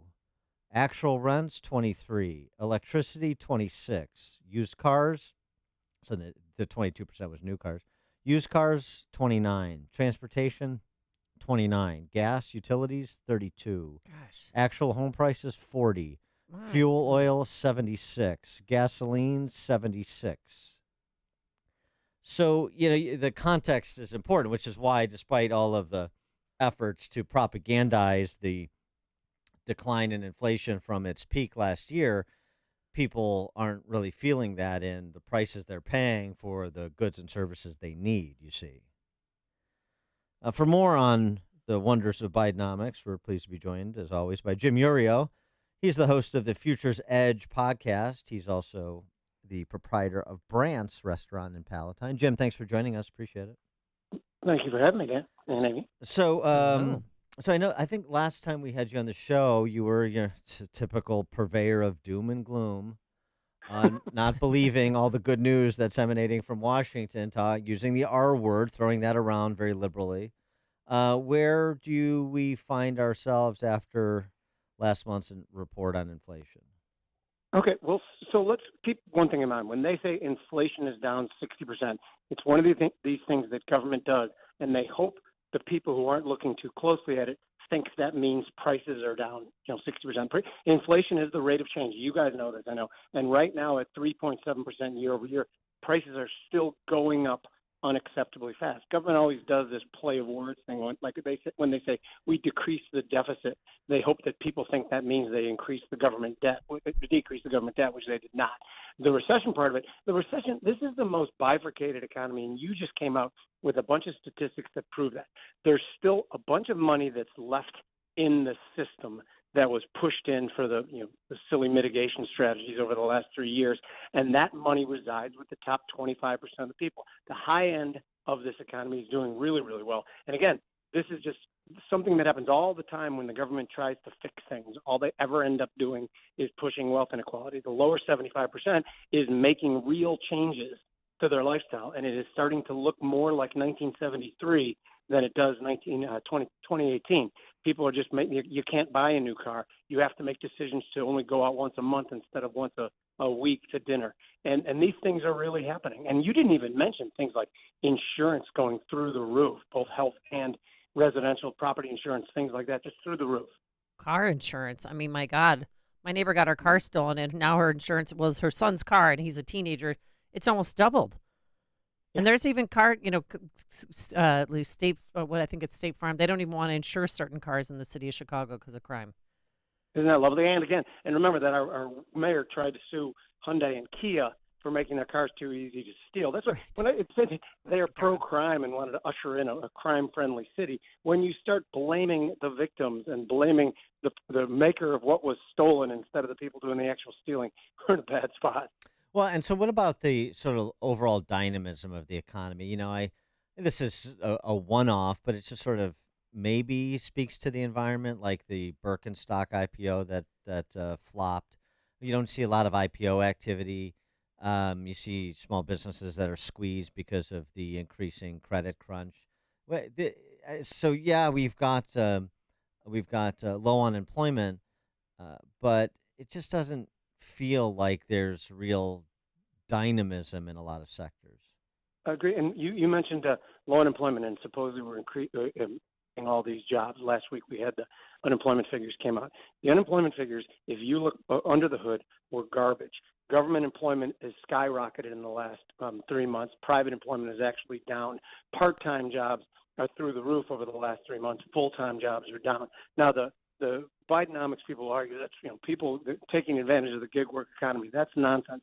Everyone wants a full-time job. Everyone wants the safety and security that comes with that. So these jobs that we're creating are not particularly good jobs. The economy is not doing well. It's doing well on the high end. Actually, I forget what the second part of your question was. What'd you say? Well, I mean, just the dynamism. You don't see IPO activity. You saw that flop. Sort of the dynamism in sort of the entrepreneurial aspects of the economy. And this is interesting. So I think of things like IPOs, particularly something it couldn't be less sexy than Birkenstock. They literally make shoes out of cork, which I have a pair, and I like the way they feel. Yeah. So hot. Such a good look. Wear with jean shorts. First of all, adult men do not wear open-toed footwear. Oh, that's Dan's rule, Jim. What if I just wear them around the house because they feel good on my feet? Wear them with socks, too. That's even sexier. Well, just don't tell me about it because I don't want to think about it. Okay, when this show goes live, can you cut that part out and pretend I didn't I will. We'll edit that in. We'll bleep Post. it. Yeah. Yeah. Save yourself. No, one thing I really look at is money flocking to things that don't make sense. I'm harkening back to NFTs when people were paying $200,000 for a picture of a monkey with a cigar or whatever stupid things are going on there. To me, that is an indication of too much money that remains in the system. So now I'll have you know that picture's worth $225 right now. All right, go ahead. Oh, I'll pick that up maybe. I'll trade in my Birkenstocks for that NFT, perhaps. But anyway, to me, it seems like the Birkenstock IPO is a big deal to me because it shows that there's not as much stupid money that's being sloshing around the economy that needs to find homes because the M2 money supply is going down, which is by design. They wanted to decrease demand, and that to me is a good barometer that they're beginning to be successful in decreasing demand. Oh, that's interesting. That's an interesting read on it. Well, so I mean, then what is there? So do you see private equity activity? Because it seems to me that's a indication. Private equity activity on the rise. It seems to me that's an indication. Buying and selling and improving businesses of market dynamism. Yeah, but again, so I still, like I said before, there's still an extra $2 trillion in the system that's concentrated in the upper 25%. So we're still seeing some interesting things happen. Remember, the point of moving interest rates up to 5% of the interest rate curve is to keep think of it this way: in a reverse situation, when you lower rates to zero everywhere, you force money to search far and wide for investments that will yield. In my mind, about buying a restaurant 11 years ago. Would I have bought a restaurant if I could have gotten 6% on my 10-year money? Probably not. You know what I mean? I'm looking for opportunity. But again, so the opposite happens too, is that money's starting to come out, but there's still that extra amount of money that's left in that's still playing around right now. I think we start to see contractions in that in the next quarter. So, I mean, is anything real? Is there any real activity of note that's encouraging in the American economy outside of AI? Yeah. Okay. So here's something that's mildly encouraging: is that the rate hikes didn't affect the economy as negatively because of everybody had an opportunity to roll into duration, meaning just think of it on an individual level when you get a 30-year mortgage instead of that 3-year ARM. And you had an ample opportunity to do that in the 5-year period before they started raising rates. So there are a lot of people who are still sitting on their mortgages thinking, okay, this is fine. So it's not affecting as badly. Now, the other thing, I'm going to say this is good, and a lot of people would disagree with me. For 15 years, the S&P was just littered with zombie companies, meaning that their income didn't match their debt service, but they were kept alive by ever cheapening debt, and they could just borrow at zero. Now bankruptcies are up. A lot of these companies, that's Adam Smith's invisible hand. They're supposed to go out of business. Bad companies are supposed to go out of business. Now, that being said, rates should be at a natural level that they arrive at and shouldn't be forced by the government in one way or the other. But the fact that we haven't collapsed yet over the last 2 years with rising rates, to me, is indicative of a stronger economy than I thought. I still think, again, we're going to the canvas, but I think it's a little stronger than we thought, and maybe it'll be more resilient on the back end, too, if that's any sort of positivity. Jim Iorio, host of the Future's Edge podcast, proprietor of Brandt's Restaurant in Palatine, and I have to go there. Serial wearer of Birkenstocks. Oh, yeah. That's a negative. Jim Iorio, thanks for joining us. Appreciate it.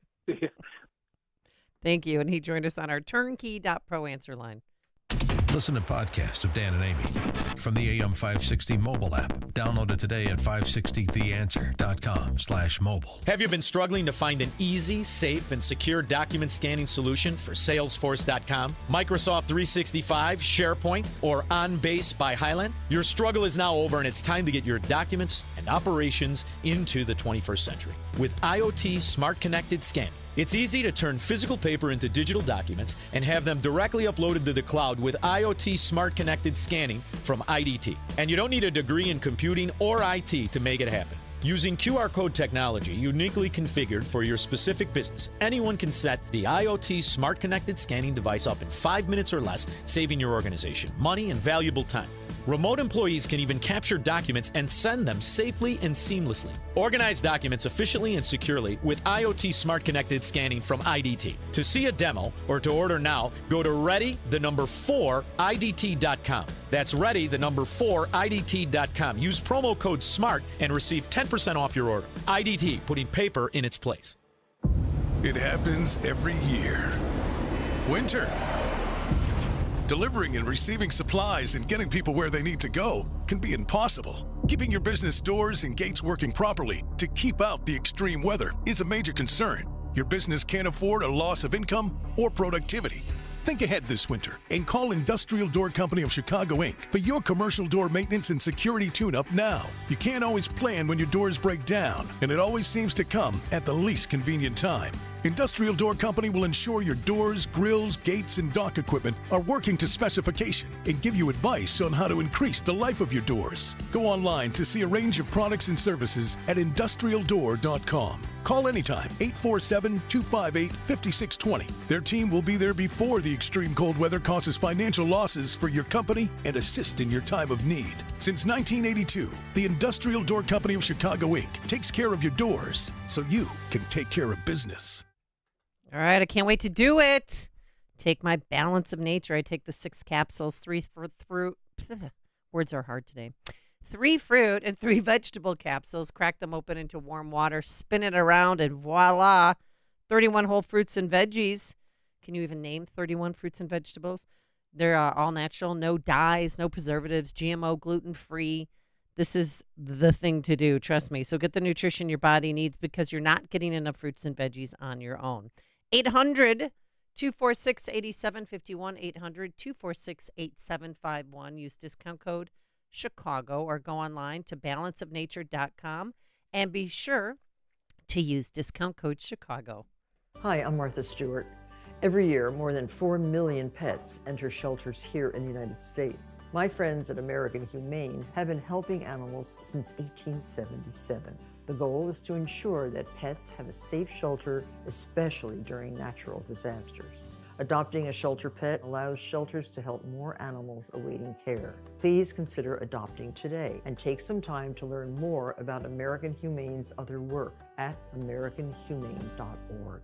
Looking for top-notch personal protection? The Smith & Wesson Equalizer is here to level the playing field. Easy to rack slide, easy to control ergonomic grip. It's designed for you. With a 10, 13, and 15-round magazine included, size up for better control or size down for easier concealment. Don't miss out on the opportunity to upgrade your safety. Visit your local dealer now. To learn more about the Equalizer, visit smith-wesson.com. Smith & Wesson, empowering Americans. All capacity sizes may not be available in your jurisdiction. Be sure to check your local laws and regulations. What if you could build a six-figure retirement income with almost half the money saved? You heard that right. Get a discount on your retirement, creating a six-figure income with 40% less than traditional 401ks and mutual funds. Hi, I'm Mitch Lyons, best-selling author and executive producer of a new Hollywood documentary called The Baby Boomer Dilemma. In this film, economists and Nobel Prize-winning PhDs share a strange concept I call the retirement discount. It gives you more retirement income with the same dollar saved, and your money is never at risk if the market crashes. That's right. If the market crashes 30%, you lose nothing. Even people who are on track have shifted money to this new strategy because it increases their retirement income or can allow them to stop working years sooner. So if you are over 50 and want a bigger, better retirement with less money, call to get a free copy of this brand new movie, 1-800-578-3535. This is a $30 value, but when you call today, you get it completely free, plus 2 hours of bonus behind-the-scenes footage. No credit card required. Call right now. 1-800-578-3535. That's 1-800-578-3535. Again, 1-800-578-3535.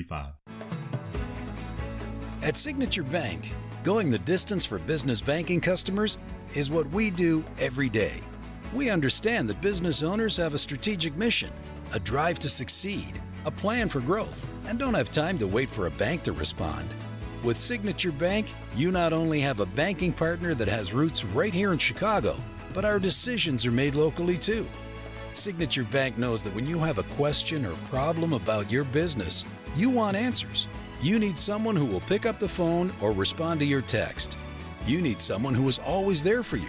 That's Signature Bank. We are a team that wants to get to know you and your business. Want to be Signature Bank's next success story? Give us a call today at 773-467-5630 or visit us online at signaturebank.bank. Member FDIC Equal Housing Lender.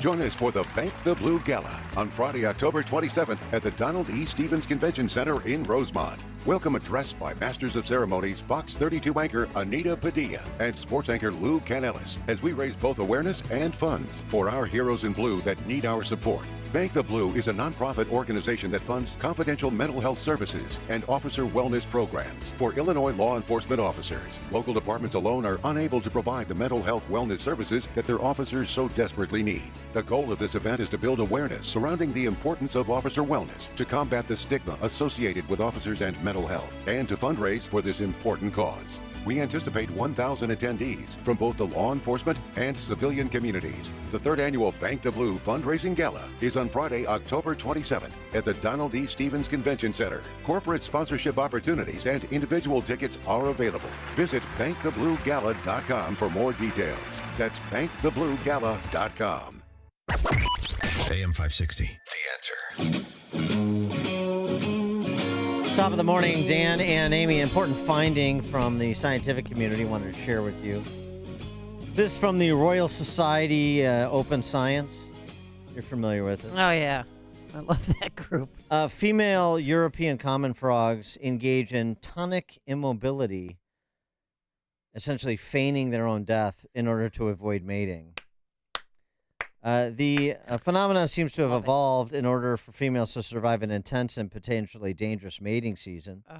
You see, as many of you know, European common frogs engage in an explosive breeding season. Is there any other kind? Males fiercely compete for access to females, which results in scrambling and fighting.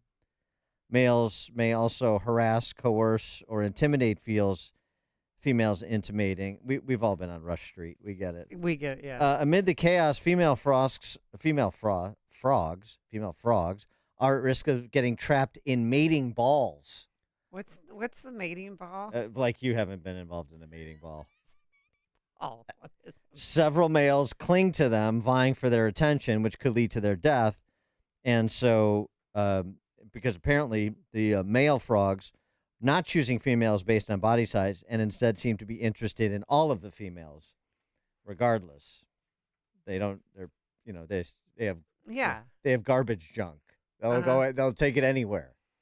And then there's a big mating ball, and then the female frogs feign death in order to escape. That's the great. mating It's better ball than with their saying lives it's better than and saying their that. reputations. It's better than saying I have a headache or I'm tired. Yeah. I'm dead. No, but I Don't tell look you, over here. I'll tell you, First of death. it's funny, I mean, how, we imitate other species because I've seen this feigning death routine. Oh, really? Many times when I've, hit on a chick in a bar. I've called 911 a lot of times when it wasn't necessary. All right, coming up on Chicago's Morning Answer. We'll talk to Brett Baer about who's going to be the next House Republican Speaker. Will it be a Republican? 7:07. It is now 7 a.m. WIND Chicago. A week of war. I'm Chris Foster, Fox News. Day 7 now of attacks and counterattacks between the Israeli military and Hamas terrorists in Gaza and sporadic fighting elsewhere. U.S. Defense Secretary Lloyd Austin's in Tel Aviv, Israel. America's support for Israel is ironclad. Repeating the message shared by President Biden and other members of the administration, the Israeli military has issued a warning for people in northern Gaza to evacuate the north by midnight. What does that mean? Is this just to alarm the Palestinians and the Hamas militants even more? Does it mean that they're going to increase their bombardment of Gaza? Or does it mean that a ground incursion that we've been seeing build up here, the army build up, could be in the offing? Fox's Greg Palcott. The Republicans' nominee for House Speaker Steve Scalise has dropped out of contention for the job now, saying he lacks enough Republican support to get to a 217-vote majority on the House floor. There's some folks that really need to look in the mirror over the next couple of days and decide, are we going to get it back on track?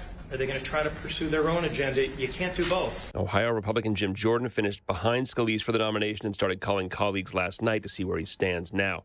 At least one other Democrat says New Jersey Senator Bob Menendez, facing another criminal charge, should be removed from office. New Jersey Senator Bob Menendez is being hit with a new round of charges of conspiring to act as a foreign agent for Egypt. Over half of Senate Democrats are asking him to resign, but some are taking it a step further. Pennsylvania's John Fetterman is calling on Menendez to be expelled, saying, quote, "We cannot have an alleged foreign agent in the United States Senate. This is not a close call." Menendez denied any wrongdoing in a statement, saying he's only been loyal to the United States. In Washington, Ryan Schmelz, Fox News. A tentative contract deal is announced with Kaiser Permanente healthcare workers. 75,000 went on strike for 3 days last week. America's listening to Fox News.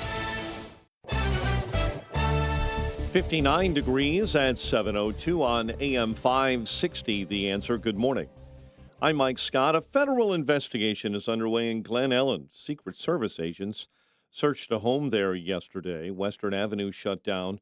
Police say there was no threat to public safety, but the nature of the investigation has yet to be released. The city of Chicago is not expected to receive any more state funding for the rest of this year to help deal with the illegal immigrant crisis. Governor J.B. Pritzker. I don't know what the intentions are with it. I just saw it as you did yesterday, the proposal. House Speaker Chris Welch also has not had any discussions heading into the veto session. At that time, there was no request made specifically because I think I made it clear that we were not expecting to do a supplemental budget in the veto session. As a result, Chicago will likely not be receiving any more financial help from the state. Both Welch and Pritzker have called on the federal government to provide more aid. Illinois' only school choice program will come to an end unless lawmakers lift the sunset date before the end of the year. Yesterday, State Representative Dan Ugaste said lawmakers must take action during the fall veto session. And former Mrs. America, Nicole Laha, running for the Illinois House, saying the Invest in Kids program is an empowerment program for parents. How are we going to look these kids in the eye? The ones that have been brave enough to share their stories and have been pleading for support, for our support, so they can continue these opportunities these schools provide. The program currently serves nearly 10,000 Illinois students, but has thousands on a waiting list. Bulls over the Nuggets in double overtime in the NBA preseason, 133-124. DeMar DeRozan 19, Zach LaVine 17. They play Denver again Sunday. Baseball last night, Phillies trimmed the Braves 3-1. Philly now moves on. They square off against the Diamondbacks in the NLCS beginning on Monday. Chiefs kick off NFL Week 6 with a 19-8 win over the Broncos at Arrowhead. The news service of Starcase, offering a wide variety of rack frames and server cabinets for your computers and rack-mounted electronics. Go to starcase.com to get started. A check of traffic and weather on the way next on AM 560. Charlie Kirk sees an upset section of the voting bloc. Early 30-somethings in America are very angry right now. 28 to 32-year-old voters that have the worthless piece of paper called a college diploma, lots of student loan debt, lots of credit card debt. They do not own homes. Many of them are putting off having children because it's too expensive, and they're angry. The Charlie Kirk Show, afternoons at 1, right before Sebastian Gorka at 3 on AM 560. The Answer.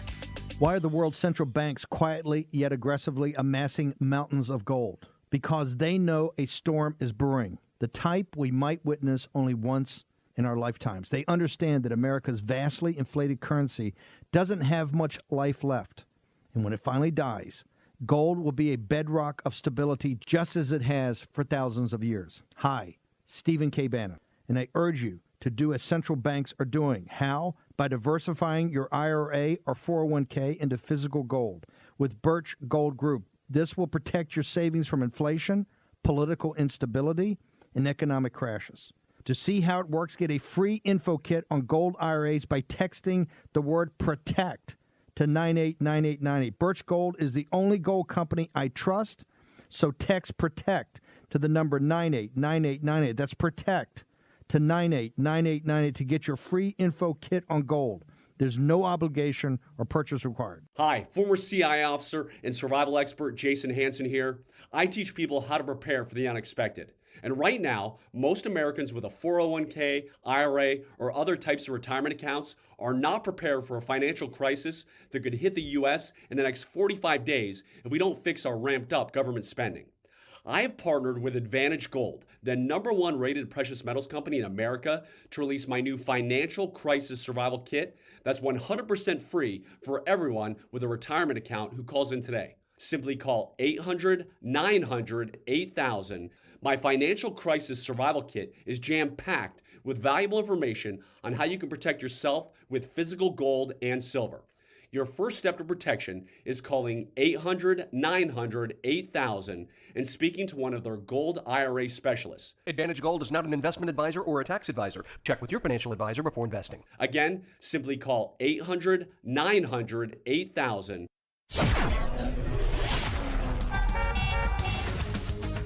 7:07, Team Hochberg Traffic Center time, a service of Turnkey Consulting. Their team of veteran consultants knows how to reduce costs and grow new revenue streams, all without having to hire on-site pros. Turnkey has solutions for your business. Visit turnkey.pro. The Eden's now at 42 Lake Cook Road to the junction.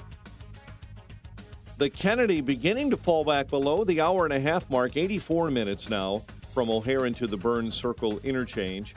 Kennedy outbound right now, jammed solid. Lawrence to Sayre, 30 minutes back out to the big airport.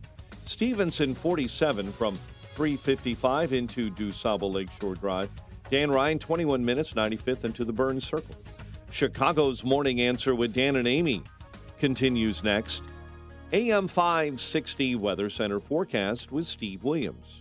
Clouds and breezy, some rain today. Some of that could be heavy. Look for a thunderstorm as well. The high today 59. Cloudy, rain tapering off tonight, low 53. Windy, occasional rain and drizzle tomorrow, the high 56. Morning rain on Sunday, the high again 56. I'm Steve Williams on AM 560, The Answer. 58 degrees at O'Hare. Next news, 7:30. Chicago's Morning Answer continues next on AM 560, The Answer.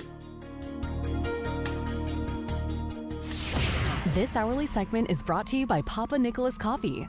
Papa Nicholas, great coffee, period. Roasted fresh daily in Batavia, Illinois. Now, from the Signature Bank Studios, this is Chicago's Morning Answer with Dan Proft and Amy Jacobson on AM 560. The Answer.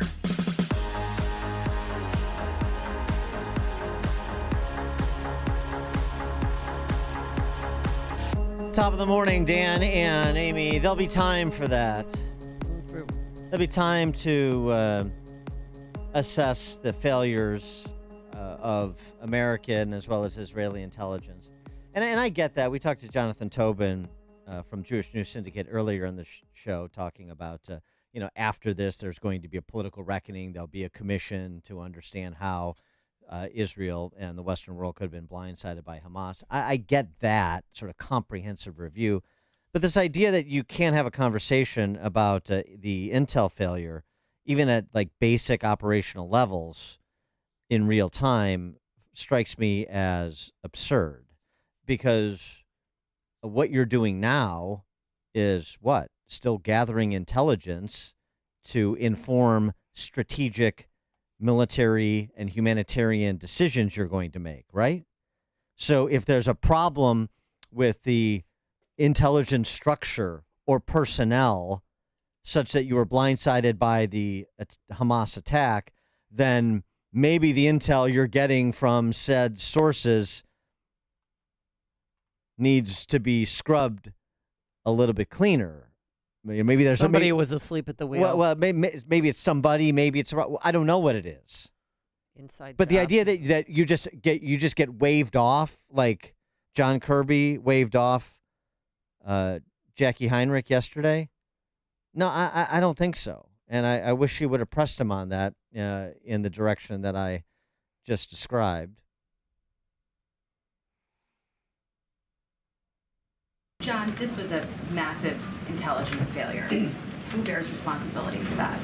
Something, Jackie, there's going to come a time when it's appropriate for us to take a look back retrospectively and see what the intel picture showed us or didn't show us, whether there's any gaps that need to be closed. There's going to be a time for that. And I suspect that our Israeli counterparts will do the same thing. Now's not that time. It's just not that time.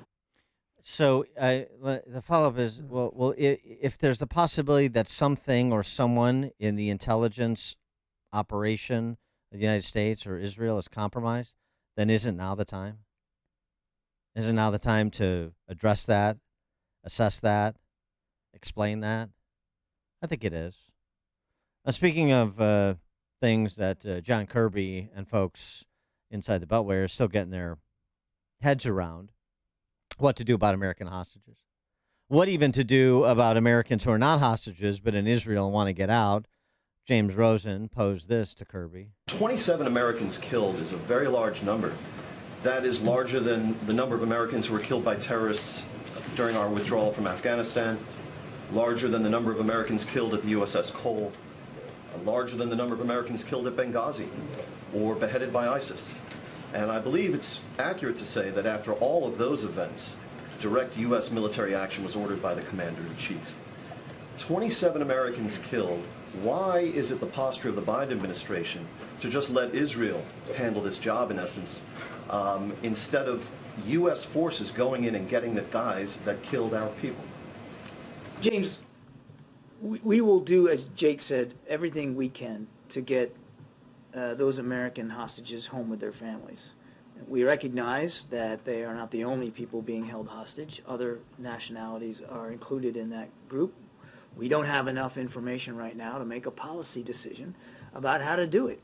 So I can appreciate the sense of urgency in your question. Believe me, we share it. But we aren't going to act one way or another until we have enough information to act upon.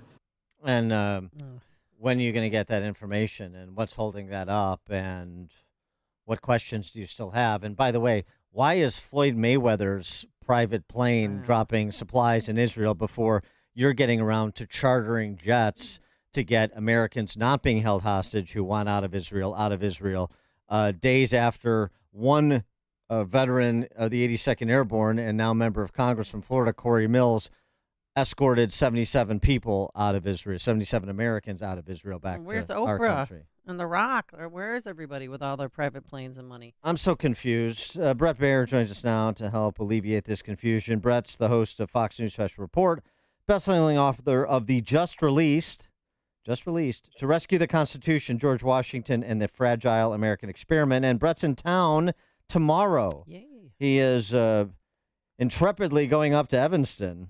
5:30 to 6:30 p.m. tomorrow at Northwestern University Pick-Stager Concert Hall, part of the Chicago Humanities Festival. For more information on that event, chicagohumanities.org, chicagohumanities.org. Brett Baer at Pick-Stager on the campus of Northwestern tomorrow at 5:30. Brett, thanks for being with us. Appreciate it. You bet. Good morning. Morning. So, What about? I mean, I get fog of war, and there's things that you don't want to tell us, and there's decisions you're still in the process of making. But I mean, from taking 4 days to make a statement that had any moral clarity, talking about President Biden, to the answers we've gotten in the subsequent days from John Kirby on these existential matters of life and death, I'm just left a little unsatisfied. Well, I think there are a lot of people like that, like you. I think that, you can go to a lot of different things they've talked about. You can go to the $6 billion from the hostage transfer that they finally froze yesterday. But even after it was frozen and the Deputy Treasury Secretary was up on Capitol Hill talking to House Democrats about it, the administration still wasn't ready to get there publicly. And finally did, but not in front of the camera. So, yes, I mean, you talk about intelligence.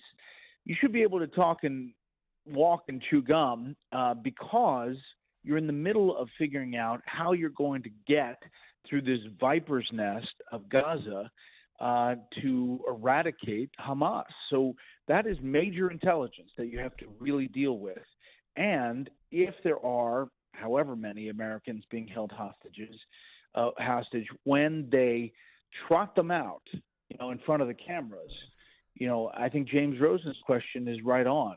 Are we going to just sit by and let the Israelis do this operation? I'm not sure. Well, we have 14 on it. The other thing with Kirby, because I just want to focus on Kirby, they're saying things that are implausible, and that does not inspire confidence. You had this exchange with Kirby earlier in the week where you had to explain to him how money's fungible, and he's giving you these answers like, oh, that money is going to be used to provide for social service agencies to provide the support for the people of Iran and so. I mean, in totalitarian societies, there is no such thing as private social service agencies. There's no such thing as private enterprise. I mean, who are you kidding? So these answers are just not credible. It sounds like a lot of cover our backsides, the Iran nuclear deal, the $6 billion that you query Kirby about, and then everything we're getting subsequent to that.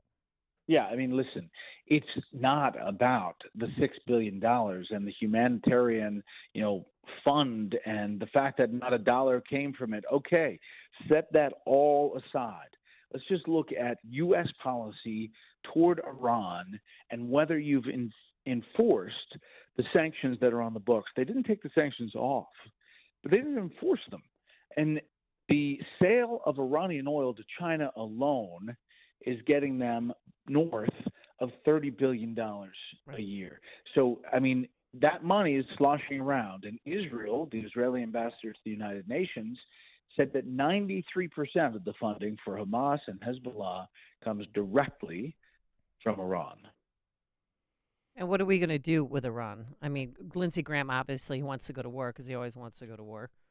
Yeah, he does. And, it does seem misplaced every time he talks like that about a religious war or however he's characterizing it. But no one wants to go to war with Iran. However, they want to put the boot on the neck of Iran.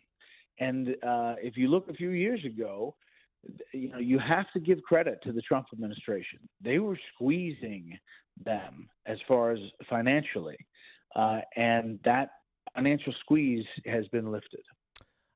Turning to matters domestic and Republican. So the race to replace Kevin McCarthy, House Speaker, are we down to Jim Jordan or bust, or where do things stand? Well, I think Jim Jordan's in the pole position, but, there's still not 217 votes. I had this interview with McCarthy yesterday, and I said I was hearing all these crazy things up on Capitol Hill. This is before Scalise stepped down. Among them, Jesus of Nazareth could not get 217 votes in this caucus. And, what lies ahead is going to be bumpy unless you get some pocket of Democrats, and there are 32 problem solver Democrats and 32 problem solver caucus Republicans. This is a problem, and it needs to be solved. And I'll be curious to see if anybody comes across the finish line that maybe some Democrats in that caucus could vote for. Well, what about Kevin McCarthy? I mean, he's been on what? You pointed this out yesterday, too, on Special Report. He's been on 5-6 times since the war broke out, and he's been very effective. He's been a good leader. Well, he has very close ties to Israel. He spoke at the Knesset in May. He's still in contact with a lot of Israeli officials. So, yeah, he has real gravitas when it comes to this issue. He just doesn't have the votes so far inside the caucus because of those 8 who voted against him. They seem more hardened against McCarthy than they were at the beginning. And I'm not saying that he couldn't coalesce it's possible. Anything is possible right now. I wouldn't be surprised if somebody on the outside comes in and becomes speaker, because what the Republicans don't want is Democrats to suddenly have a power-sharing deal where, it neuters the ability to subpoena, the ability to all kinds of things for Republicans. Well, what is holding up Jim Jordan? I don't know. I mean, the caucus is split. I think he's going to make a go at it. How many times he goes to try to get 217, we'll see. I think, there's some folks that they look to January 6th and the vote for certification as sort of like a moment that they want that speaker to be one way or another. Jordan had 99 votes the first time. I'm sure he has more now. He just, has to get significantly more. And said Scalise folding in for Jordan if he is indeed the nominee, so that you try to whip the 218. I mean, you would think, but look, Yeah, McCarthy would not say definitively that he said he was supporting Scalise, and I said, did you vote for him? And he wouldn't say. And then I said, well, is that who you want to be speaker? And he wouldn't say, because I think he still wants to be speaker. Right. And then Scalise, when he dropped out and withdrew last night, he didn't say, I want all my people to vote for Jim Jordan. He could have, but he didn't. Brother. All right. I just don't want to lose sight of this. I know this is, a modest thing when we're talking about situations like life and death in the Middle East, but still, I mean, it's just, it just speaks to the ridiculousness of Washington. And I mean, if you can't hold Jamal Bowman responsible under the local law in D.C. for pulling a fire alarm for political reasons, like he's a high school prankster, I mean, why even bother talking about the Biden crime family? Jamal Bowman. He thought it was the light switch. Come on. I mean, he's a former principal. Please. No, it really is. I mean, it is Soviet. It's like, we're going to tell you things that are designed to humiliate you. We know you don't believe them. That's not the point. The point is, we're going to tell you that's what it is. You're going to feel helpless and humiliated, and we're going to go about our merry way. I mean, it's really something. That just go back to Bowman for a second. The shot of the fire thing that everybody has seen in every building, where it says fire, it's red, it's got plastic over it. You have to lift the plastic. It can mean anything. Pull the thing down, and he thought it was a light switch. Yeah. Or how to open the door. It is right. Honest You're right mistake. About that. Honest mistake.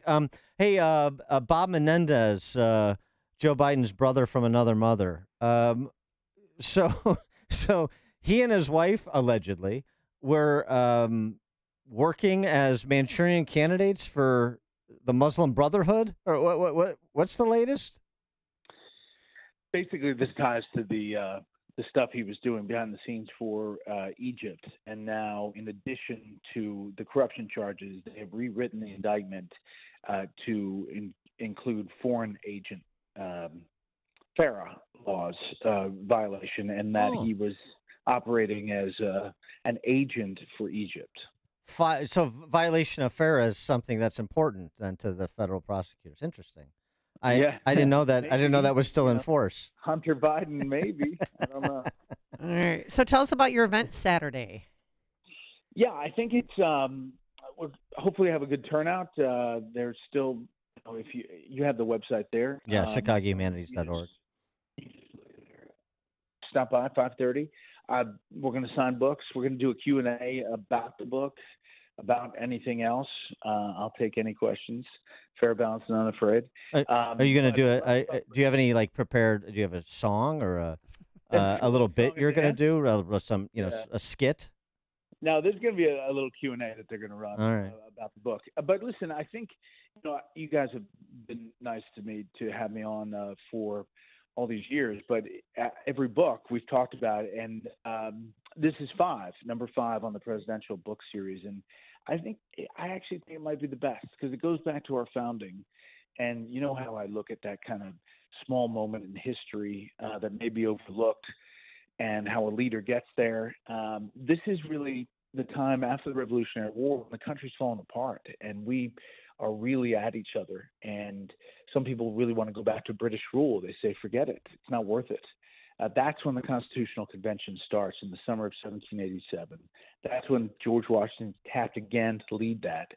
And he manages to get all this dissenting voices together to hammer out a document that becomes our U.S. Constitution, get it ratified, and he's tapped again to be the first American president.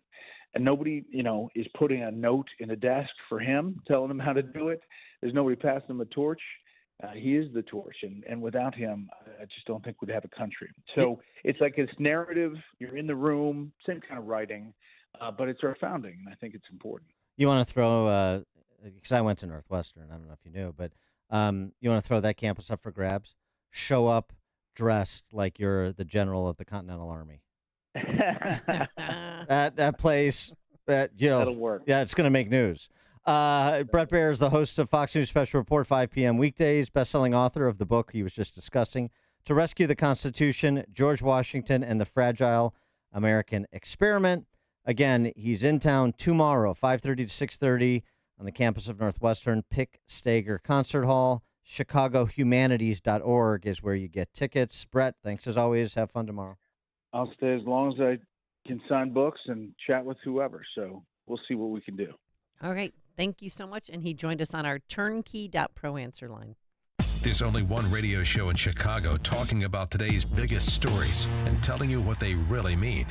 That show is this one, Chicago's Morning Answer on AM 560, The Answer. I'm Dave Nissen, CEO of PKF Mueller. As a CPA firm, we have been serving our business clients since 1968 by providing audit, accounting, tax, advisory, and consulting services. We as trusted advisors go beyond what our clients hired us to do by thinking outside the box to understand their operations and industry. We want to discover ways to increase their net income and cash flow by reducing costs or increasing efficiencies. To this end, PKF Mueller provides several client value-added services through strategic relationships. Our partners are specialists and serve the same type of clients that we do and add value by reducing our clients' overall electric and gas costs, discovering inaccuracies and overcharges on utility bills, assisting in financing of real estate, and helping to reduce uncollectible accounts and bad debt expenses. To learn more about our value-added service providers and how we can assist, call me directly at 630-524-5274 or dnissen@pkfmueller.com.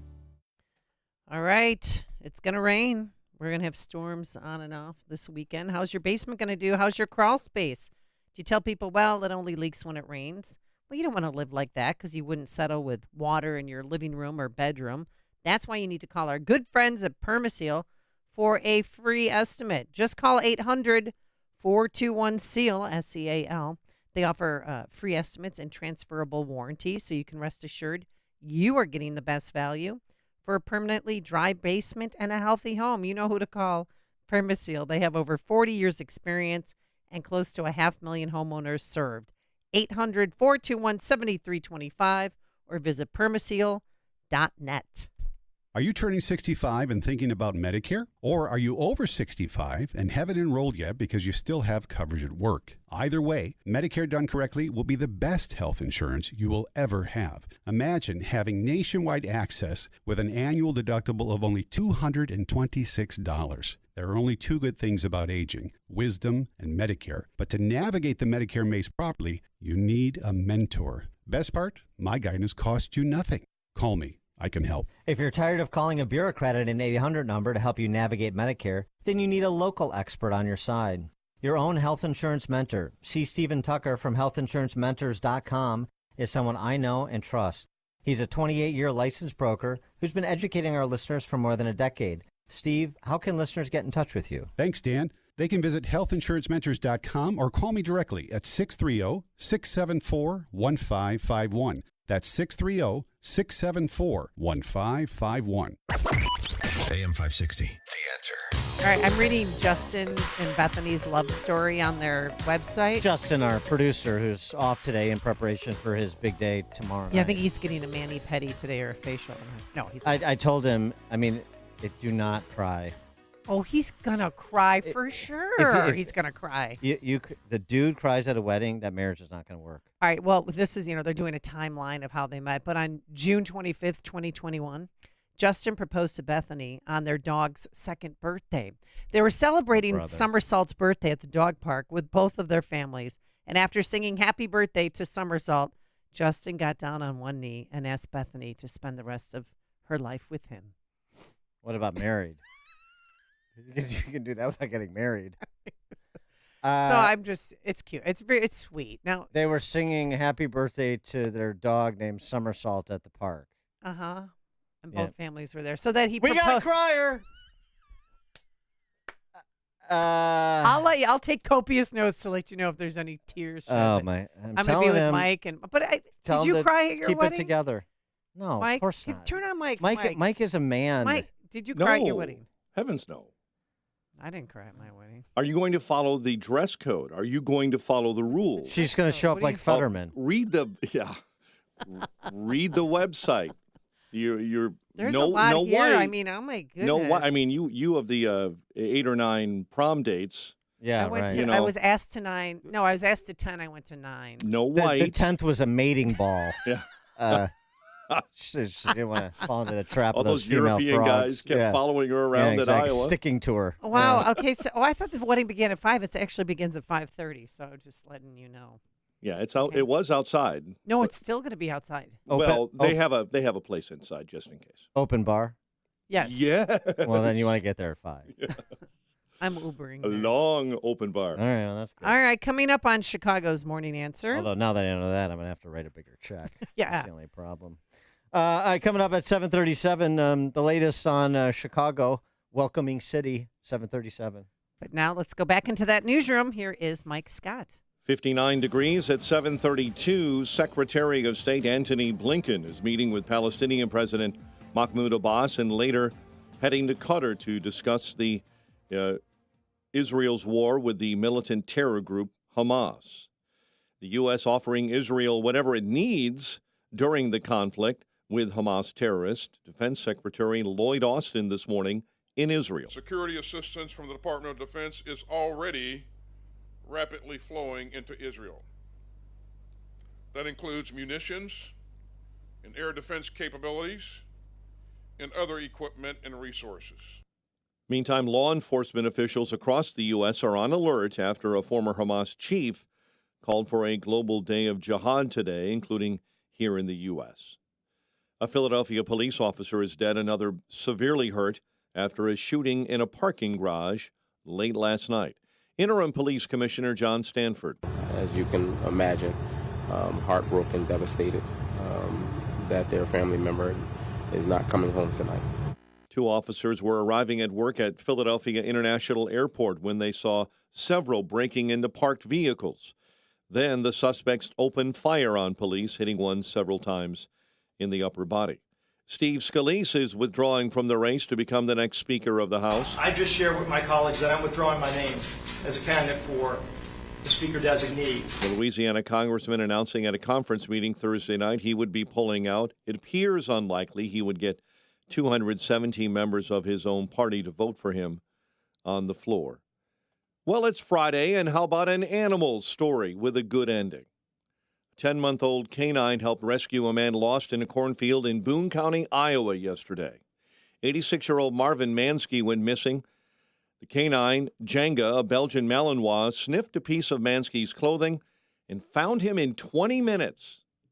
The senior was found unharmed but very confused in that cornfield. Boone County Sheriff says Jenga's help shows the importance of using dogs in search and rescue. Bulls earned their first preseason win of the NBA preseason. Double overtime, 133-124.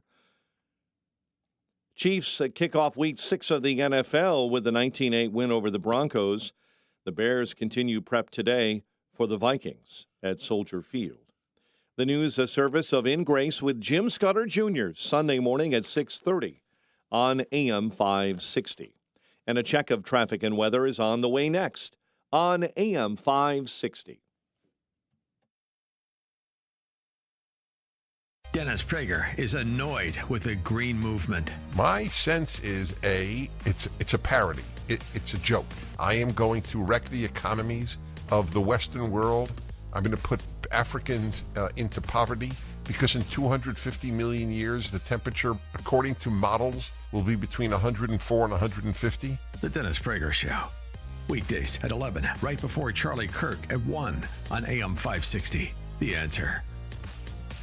You have the right to know and the freedom to choose what's best for you and your family's well-being. This has been the Trinity Health Freedom Expo motto since it began in 2005. Throughout the years, the Health Freedom Expo provided a platform for reputable and uncensored access to current information and the top products from the natural health industry. The 32nd Health Freedom Expo is on October 14th and 15th at the Tinley Park Convention Center. The expo speakers and exhibitors come from all walks of life and a variety of backgrounds, including healthcare, law, and research and development. The 2023 Trinity Health Freedom Expo will feature nearly 36 expert speakers, including Dr. Bradley Nelson, Dr. Ellen Tart Jensen, Dr. Brian Hooker, and for the private symposium, Dr. Sherry Tenpenny, board-certified osteopathic medical doctor, founder of Tenpenny Integrative Medical Center, and vaccine researcher. View the full lineup and register at trinityhealthfreedomexpo.com or call 888-658-3976. Attend the expo on October 14th and 15th because you have the right to a naturally vibrant life. Balance of Nature's fruits and vegetables in a capsule, changing the world one life at a time. I'm Carolyn. I've been in private practice of physician's physical therapy for 35 years. And you're going to come in, but breathe. Yep, perfect. I open up at 4 a.m. and I'll go on till 10 a.m. and it's day after day. And as you can see by the equipment here, we are intensely active. People watch, they observe, and people say, Carolyn, what's your secret? And I say it's from proper diet, proper exercise, and of course, through Balance of Nature. I'm 60, but since taking Balance of Nature, I feel the energy level of 27. I've been taking Balance of Nature for several years, and I love it. I endorse it, I believe in it, and I would recommend it. Start your journey to better health with Balance of Nature. Go to balanceofnature.com to get 35% off your first preferred order and get this special offer by using discount code CHICAGO. Gillette Intimate gives guys a gentle and easy shave. Don't treat yourself like junk. Respect it with Gillette Intimate, the best a man can get. Buy now at a retailer near you. 7:37. Let's get an update on the roads. Team Hochberg Traffic Center time, a service of the Pride stores. Stop by their newest mobile gas station, the Pride of Villa Park, as they celebrate their grand reopening with daily prizes and a solo stove raffle. The Pride stores, not your typical convenience store. Eden's extra heavy this morning, 46 in from Lake Cook Road into the junction. The Kennedy Slam solid, 90 minutes. O'Hare into the Burns Circle interchange. The Ike settling in at about 50 minutes this morning, 390 to the old post office. Stevenson right now inbound stop and go between Harlem and the Dan Ryan, 51 in to DuSable Lakeshore Drive, and the Dan Ryan 32 95th into the Circle. Chicago's Morning Answer with Dan and Amy continues next. AM 560 Weather Center forecast, cloudy, breezy, heavy rain developing throughout the day. Can't rule out a crack or two of thunder as well. High 59. 58 officially at O'Hare. Next news at 8. Chicago's Morning Answer continues next on AM 560 The Answer. Now, from the Signature Bank Studios, this is Chicago's Morning Answer with Dan Proft and Amy Jacobson.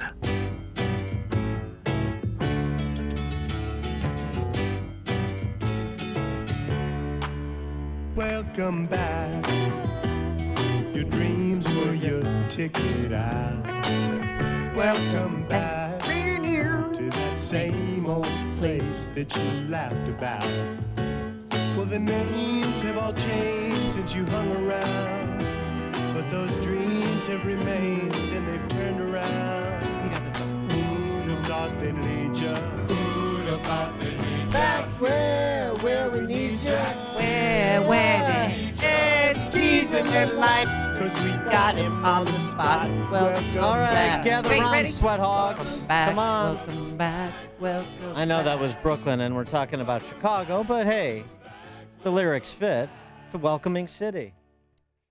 Welcoming City, let's check status on that. Go to the old tote board. The city says Texas has been increasing their migrant buses to Chicago. The buses carrying migrants. 63 so far this week.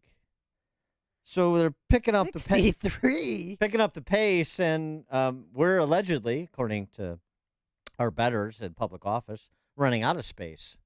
312-642-5600, turnkey.pro answer line. 64636DA, turnkey.pro text line. But, by the way, we spoke to this issue a little bit with Will Hurd, former Texas congressman, border congressman, yesterday. All the focus on Greg Abbott and buses from Texas at the behest of the governor. And this is a MAGA-induced crisis. This is a right-wing conspiracy against these wonderful electeds in big city America and blue state America. Remember how so that's the story. But as Will Hurd pointed out, focus on the buses. What about the planes? What about the planes that Biden is using to pick up and dispatch migrants around the country? Yeah, why? No one's talking The about planes that landed in the dark of night, you'll remember, that sparked Ron DeSantis to follow Greg Abbott's lead and ship send them to Martha's Vineyard. and elsewhere. Yeah, where in they New became York great and elsewhere. Pen pals. Because the federal government is using planes to distribute migrants off of the border as well. So we had Alderman Lopez on too while you were gone because they're flying people into O'Hare. That's why we have 500 plus people at O'Hare. They never left. And it's not just the federal government. More than 700 migrants were living at the airport this week. 73% increase from the beginning of September. The city of Chicago says most of the growth is because the nonprofit San Antonio Catholic Charities has been using federal money to send migrants to Chicago. Oh. Antonio Fernandez, the CEO of San Antonio Catholic Charities, told the NPR Times, sending migrants by plane is more humane than by bus. The nonprofit has been encouraging migrants to pick destinations other than Chicago, but cannot force them. No, of course not. Who wouldn't want to come to the welcoming city of Chicago? It's, Caracas to the north. So all of the bloviations from politicians like Jelly Belly, MAGA this and right wing that, the Biden administration directly, the Biden administration funding leftist nonprofits. I'm sorry to say that's what Catholic Charities has become in so many places.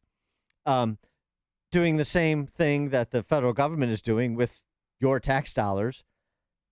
Migrants at the border by plane to Chicago. Nothing to do with the Republican governor. Isn't that interesting? Ah, boy.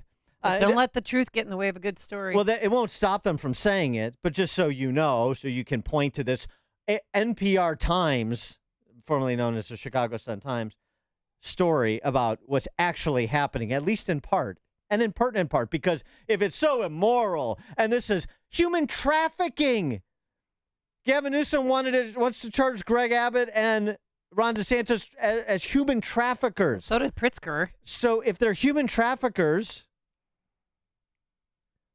when Abbott and DeSantis do it, then what about when Biden and San Antonio Catholic Charities do it, governors? 312-642-5600, turnkey.pro. Answer line 64636. Type in DA, then a quick comment. Anybody have had enough yet? Anyone? Have you seen your police stations? Drive by there if you live in the city or if you're in the burbs.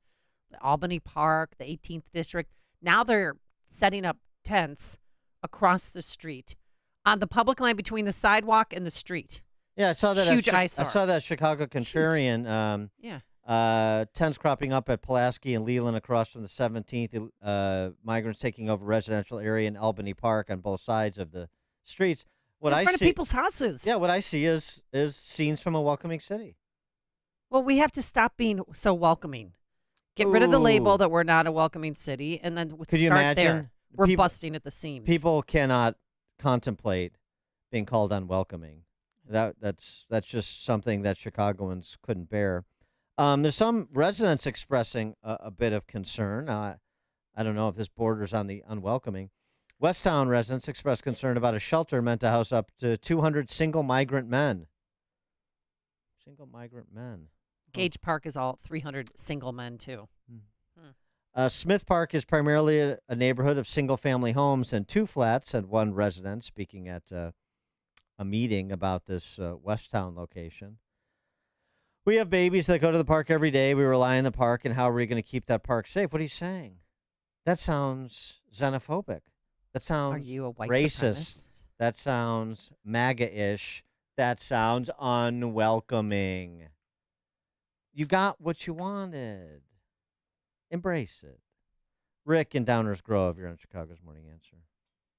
Hey, good morning. Good show as usual. Hey, has it ever dawned on these dimwit Democrats that maybe the answer to the problem is maybe get together, go to Washington and tell the dirtbag in the White House, shut the border down, enforce immigration law, and maybe start deporting some of these illegals, and then I guarantee the problem will start, you get the problem resolved.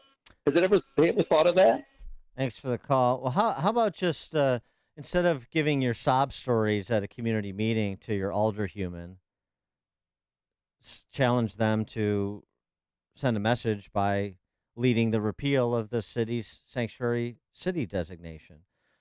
Challenge your village board, your mayors and village presidents to pass resolutions declaring we will not take Pritzker's blood money, your tax dollars, to spend on providing food, shelter, etc. for migrants. We're not going to do it. We're not participating in that. Has anybody moved to do that yet? Or you're just going to tell them your sob stories about a community amenity that you no longer feel safe accessing? Oh, well, it's too bad, so sad. Got a text message. Dan and Amy, the YMCA at 2424 Tui, all men. Another text message, considering what just happened in Israel, people, terrorists going door to door in one of the tightest military areas in the world. It's coming to your neighborhood, too. Believe that. America is a sitting duck. America is weak. Randy on the Kennedy. I just want to thank the news gentleman, Mike Scott, for calling them what they are. He's the only one that's doing it. He's calling them illegal. I don't hear it anywhere else. And I just want to tell him thank you for being honest with us. Yeah, because they are, because they haven't had their asylum hearings yet. And what Tom Homan said, 9 out of 10 are going to be accepted anyway. Yeah, well, here's the thing about that. I've had this discussion a few times now. I don't want to focus on the people who've been allowed in our country because I want to focus on the people who allowed them in. And I don't want to deviate that from it all. So you think there's some accomplishment calling the migrants illegals. It's not. It's actually not honest. You know why? Because it makes them the responsible party. Yeah, they came to the border. They were allowed in. Some applied for asylum.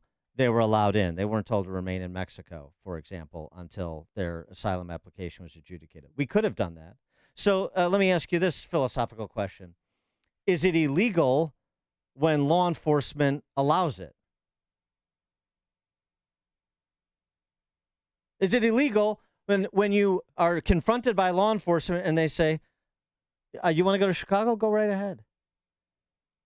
How did I commit an illegal act? I got the clearance from law enforcement. Now, you can say, well, that's not the rule of law. Exactly. It's not the rule of law. That's where we're at. And we should be talking about the rule of law and the performance of lawmakers and law enforcers, not congratulating ourselves because we're calling some, poor family from Venezuela illegals. What does that accomplish?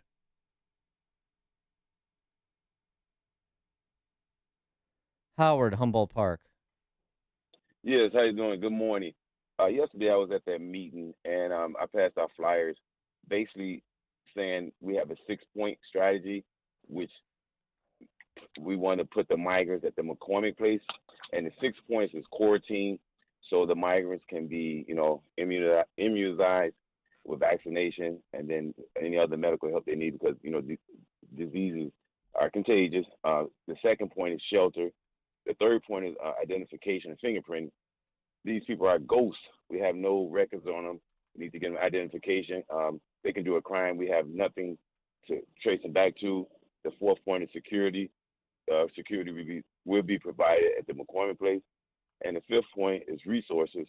They could have classes at the McCormick place because the thing about it, you have our kids already trying to learn, but then if they don't speak English, it's going to set the kids back as a whole. And the sixth is transportation to get them back and forth to the McCormick place where they need to go to do laundry. And the basic thing is this: America has to end the sanction in Venezuela. This is an economic war. Let's end the sanction, then they can have the money to live there. The dollar goes back up. Senator Robert Mendez, they need to pull that sanction up that him and Obama did, and let this country, do what they got to do to keep their people there. So setting aside the geopolitical issue of sanctioning Venezuela, and of course it's not just Venezuela that's a problem country, but what about the 6-point plan you just described? What do you think about that in terms of its appropriateness for Chicago? Is that the way we should go, or and are you willing to spend in an open-ended fashion to execute that 6-point plan? Because that's what it's going to take. Yeah, I mean, the money that comes from the federal government can be diverted, put there. Then what it is, when the migrants get off the bus, they should go straight there to the McCormick place. They hold almost 30,000 people. That way, we can know who they are. Right now, you're dropping them in people's neighborhood. Oh, I understand. I understand that point. But then, so anybody from the world over can come here at any time based on their preference, and then they get to enjoy the fruits of the 6-point plan at the hands of Chicago and Illinois and to some extent U.S. taxpayers. No, I'm not saying that. Okay. I'm just saying because until they get a plan, because the United States, we're messing up right now. Yeah. A bomb has been dropped on. I'm not saying, no, this is not hey, go through McCormick place whenever you want to come here. No, this is an emergency. This is an emergency what's going on right now. What's your assessment of Brandon Johnson and J.B. Pritzker and how they've handled this emergency? Right. On this issue here, I think right now I'm gonna give him a D because I'm gonna give him probably F or D because they're not listening to the they're not listening to the citizens. The plan. Every community has a solution because they live there, and they're not listening to the community. So, it's the participation is the F in trying to find a solution. They're not listening. So yeah, I give them a D or F, and it's. All right. At least, yeah, they need remediation. There's no question about that. All right. Thanks very much for the call, Howard. Sorry. My plan is called Migrant Plan, MMP. Migrant. What is it? Migrant what plan? Mitigation plan. Migrant mitigation. Oh, this is the 6-point plan. This is your plan. This is a collective plan. We canvass the neighborhood. We we've been at very different places. We canvass the neighborhood and we say, hey, how does this look? Yeah, this is my plan. Oh, and so this is this is what we were like. This is a plan you're presenting at these community meetings and so forth. And so we was at Emerson Park. Okay. We were over there. So yeah, exactly. So they love this plan. They say, yeah, because we're scared that we put them here. We got our kids here. So send them there so they can be vetted. So yeah, this is what this is. All right, very good. Thanks for the call, Howard. Appreciate it. Thanks for fighting. Put some thought into it. I should have recognized when he talked about like fingerprinting, so we know who people are. Right. That's something obviously that the political leadership in the city and state would never do. So I should have picked up on that. But okay, well that's fine. That's constructive. Jack in Villa Park. Yes. Thank you for having me on your show. I just want to say that what's the plan, or what are people going to do when the migrants start coming out over to the west suburbs and start moving out? Yeah. And what's even scary is that all these politicians, they want to ban all of our Second Amendment rights, and they're just letting people in. Now, I guess are people willing to? Well, I should say now is the time that all law enforcement, military stand up and revolt. We have to, because we're on our own. The government has failed to protect us against enemies, both foreign and domestic. They just slap, criminals on the wrist and let them free, and now they want to disarm us. I mean, everybody right now should be, well, either people are going to be scared or people that, like us, are prepared. We're ready to roll.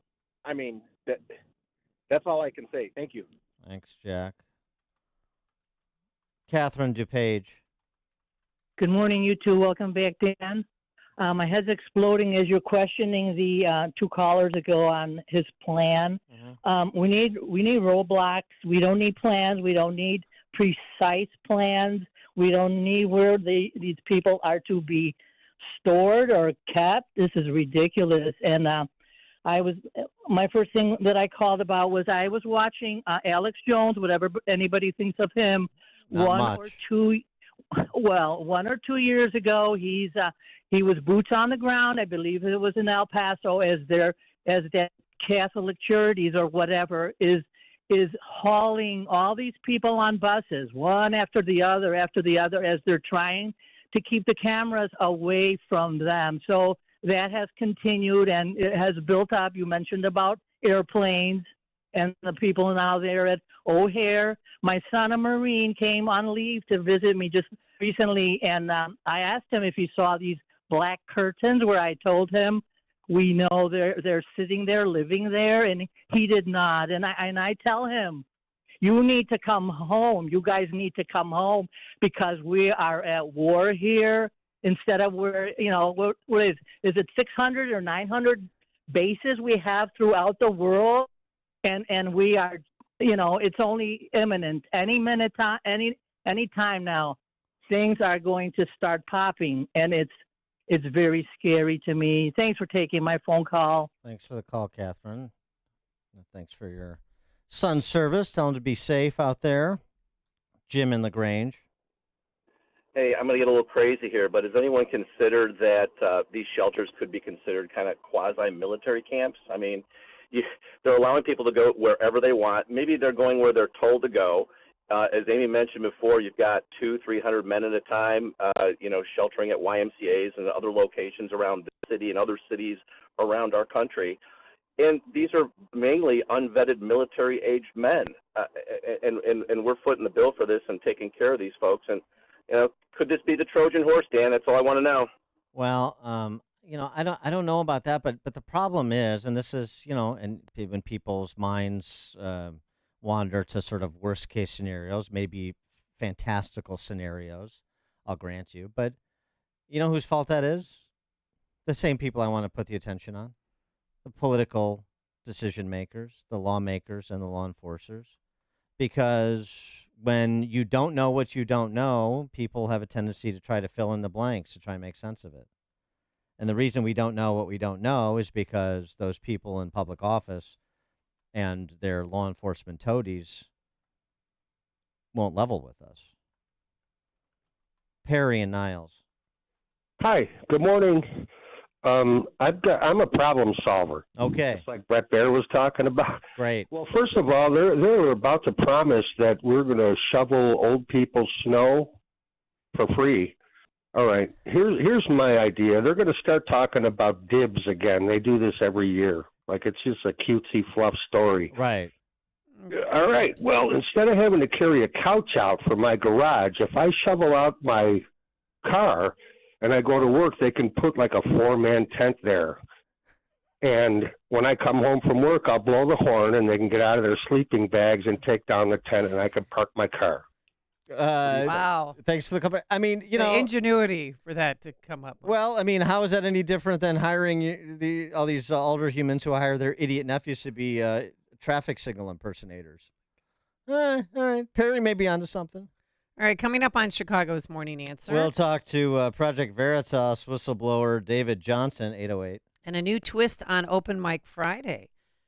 Today, we're going to have cloudy skies, possible thunderstorm, a high of 59 degrees. It's 8 a.m., WIND, Chicago.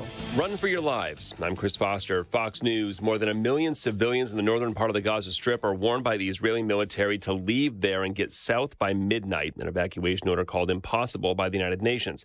An Israeli ground invasion of Gaza could be next after a week of air and artillery strikes aimed at the Hamas terrorists that launched attacks on Israel last Saturday. There are civilians here whom are not our enemy, and we do not want to target them. Israeli Defense Forces spokesman Jonathan Conricus. President Biden is reportedly meeting virtually today with families of American hostages taken from Israel to Gaza. This is not even human behavior. It's pure barbarism. And we're going to do everything in our power to get them home if we can find them. The president in an interview with 60 Minutes on CBS. There are pro-Palestinian protests across the Middle East today. The fatal stabbing of a teacher at a high school in northern France is being investigated as terrorism. A police officer says the suspected attacker now in custody. A former student shouted, "God is great" in Arabic. Another teacher and a security guard are wounded. A Philadelphia police officer is killed just before his overnight shift at the airport. A 22-year veteran of the Philadelphia police force was shot and killed when he and another officer intervened when they saw suspects breaking into cars in the airport parking garage. The surviving officer reported in stable condition. Police say minutes after the shooting, the getaway car pulled up outside a hospital and dumped an 18-year-old with a mortal gunshot wound. Jack Callahan, Fox News. Republicans need to find a new House Speaker candidate. Steve Scalise drops out, saying he can't win on the House floor. Now that Scalise has bowed out, the question is, who will the party rally around next? Former Speaker Kevin McCarthy, who was removed by a small group of Republicans last week, but still has overwhelming support. Or conservative firebrand Jim Jordan, who went up against Scalise for the nomination. Or someone else. Fox's Rebecca Castro in Washington. Republicans plan to meet again today to restart the nomination process. America's listening to Fox News.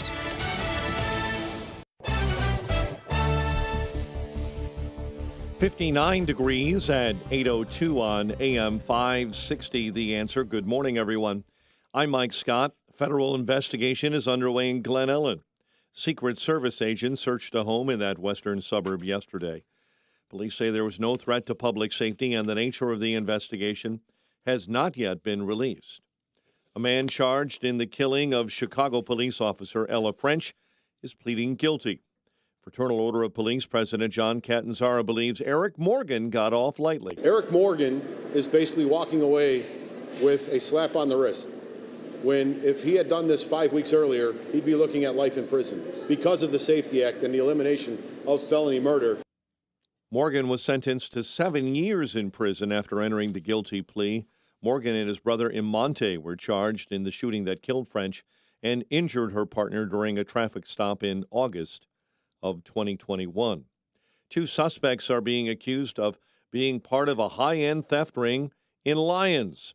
Edwin Aguirre Ramirez and Eric Bautista are charged with burglary.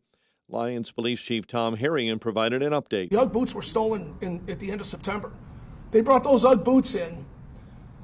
We have evidence of them unloading it, bringing it in, brought it into the warehouse, unloaded those boxes, had them reloaded already, and they were already on pallets ready to be shipped out. That's how fast they work. Metra has unveiled its 2024 budget. The $1.1 billion spending plan will change the way you pay for your Metra rides. Metra currently has 10 different zones. They plan to reduce them to 4. The news, a service of the Fireplace and Chimney Authority, Chicagoland's largest and most respected fireplace and chimney company. Call to schedule your appointment, 630-279-8800. 8500, or visit their showrooms in Lisle and Elmhurst. 8:04, time for the AM 560 Business Beat, a service of Signature Bank. Visit signaturebank.bank for all your commercial banking needs. Now the latest from the Fox Business Network. I'm Elizabeth McDonald, and this is the Fox Business Report.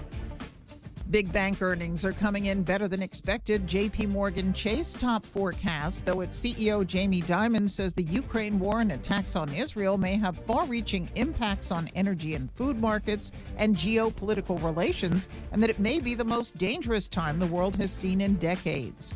Wells Fargo and United Health both reported better than expected quarters. BlackRock Financial's quarter was mixed. Microsoft's attempt to buy Activision Blizzard has been approved by regulators in the United Kingdom. Microsoft says it's now cleared the final hurdle before closing it by the October 18th deadline. Dollar General shares are higher after news that its former CEO Todd Vassos will come out of retirement to lead the company. That's your Fox Business Report. I'm Jimmy Cosolda, invested in you. Mike Gallagher wants a little shakeup in Washington. You know what's good for us? I don't think there's any dispute. Disruptors. You want more of the same? Are you okay with business as usual in Washington, D.C.? Are you satisfied with the way things have been going? I thought this was a time when we expect fighters in Washington, not people who are going to play footsie with the Democrats. The Mike Gallagher Show, weekdays at 9, right before Dennis Prager at 11 on AM 560. The Answer. This is good news, maybe exactly when you need it to. Right now, switching to MediShare can save you even more than usual, on top of what you'll save each month by becoming a member of MediShare. So many people are looking for a healthcare solution right now, especially given how inflation is affecting us. And MediShare is the affordable, reliable alternative to health insurance. The typical family saves about $500 a month. You might save even more. And MediShare is a Christian community that's been sharing each other's healthcare costs for 30 years now, and they're making it easier than ever. Apply by October 31st, and you can save an additional $150 on your first month. I'll give you the number here in a second, but just tell them the promo code SHARE to get your additional savings. Maybe now is the time to make the switch, like more than 400,000 people already have, and start saving. Here it is. It's 844-47-BIBLE. That's 844-47-BIBLE. 844-47-BIBLE. 8:06, Team Hochberg Traffic Center time. North Barrington, an accident, Route 22 and Route 59, while in Westmont, police are dealing with an accident 55th east of Cass. 8094 slow because of an earlier accident eastbound between Burr and Broadway. The Veterans Memorial jams up northbound Maple to the Reagan. Tri-State slow northbound from I-88 up to the Eisenhower. Bishop Ford is slow, heavy, Cottage Grove into the Ryan merge. The Ryan 34 minutes, 95th into the Burns Circle interchange. Chicago's Morning Answer with Dan and Amy continues next. AM 560 Weather Center forecast with Steve Williams. Clouds and rain, breezy day today. Some of that rain could be heavy, along with some thunderstorm activity. High 59. Cloudy, rain tapering off tonight, low 53. Rain and drizzle tomorrow, the high 56. Rain on Sunday, the high again 56. I'm Steve Williams on AM 560, The Answer. Clouds 57. Next news 8:30. Chicago's Morning Answer continues next on AM 560, The Answer.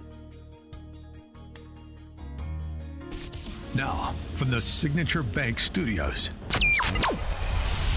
this is Chicago's Morning Answer with Dan Proft and Amy Jacobson on AM 560. The Answer.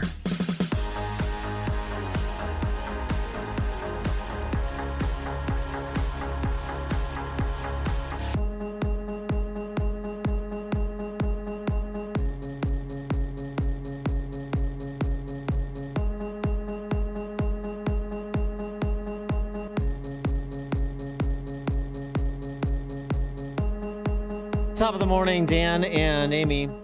We brought you this story when Project Veritas brought us this story, all of us. This is back 2 years ago, July of 21. It was a whistleblower inside the Hasbro toy company named David Johnson.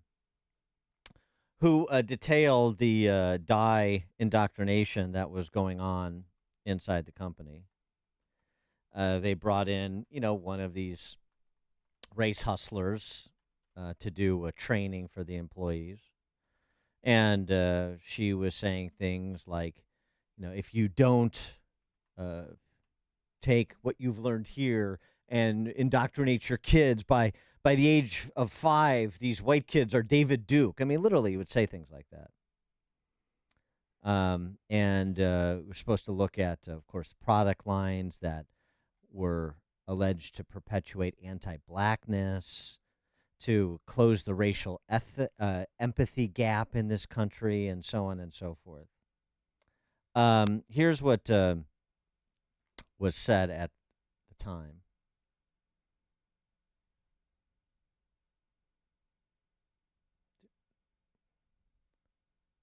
Tape of the training. I think we should be recorded. By 3 to 6 months, babies are beginning to notice and already express preference by race.